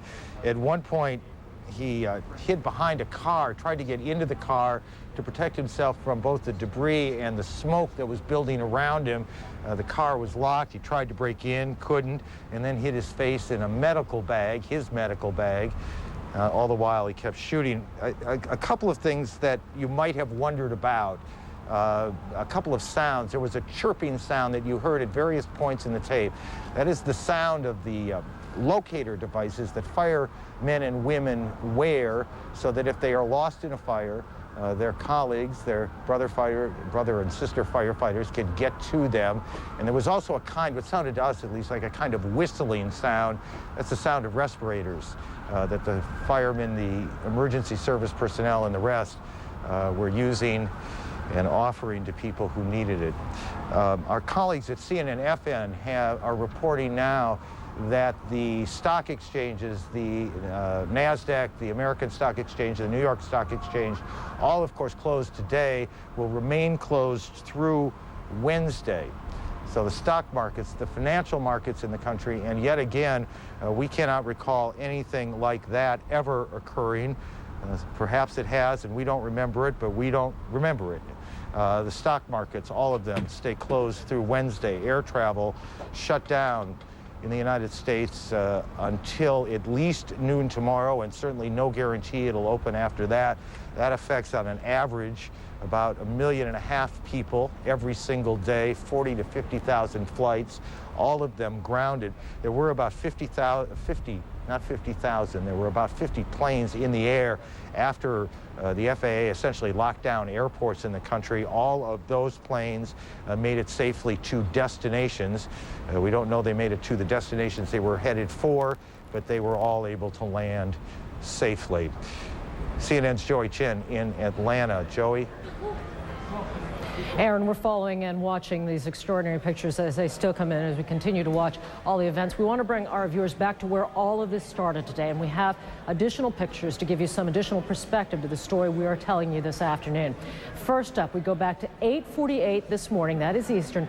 The crash of the first hijacked airliner hit the North Tower of the World Trade Center in Lower Manhattan in New York. You see the gaping hole and you see the black smoke that billowed from the tower. Now this, actually you're looking at the picture of the second airline that crashed into the second tower, the South Tower as well. Now we want to move you over and show you some exclusive CNN pictures, still pictures of the second crash as it happened. You see the plane bearing in on the South Tower of the Trade Center. This is United Airlines Flight 175. It was a Boeing 767 scheduled from Boston to Los Angeles, 65 people on board. And you see what happened, just sheared right into the South Tower. Horrible crash, massive burst of flames. This crash occurred at 4 minutes after 9 o'clock this morning. Again, that's New York time. Now move ahead to 10:30, 10:29 actually. The North Tower had collapsed already. This is the South Tower. You can see collapsing into the streets of Lower Manhattan, just falling away. We know that as you see it there, it's just falling away, just falling out of the sky, falling into pieces all over Lower Manhattan, and so you can understand the tremendous amount of ash just dumped on Lower Manhattan today.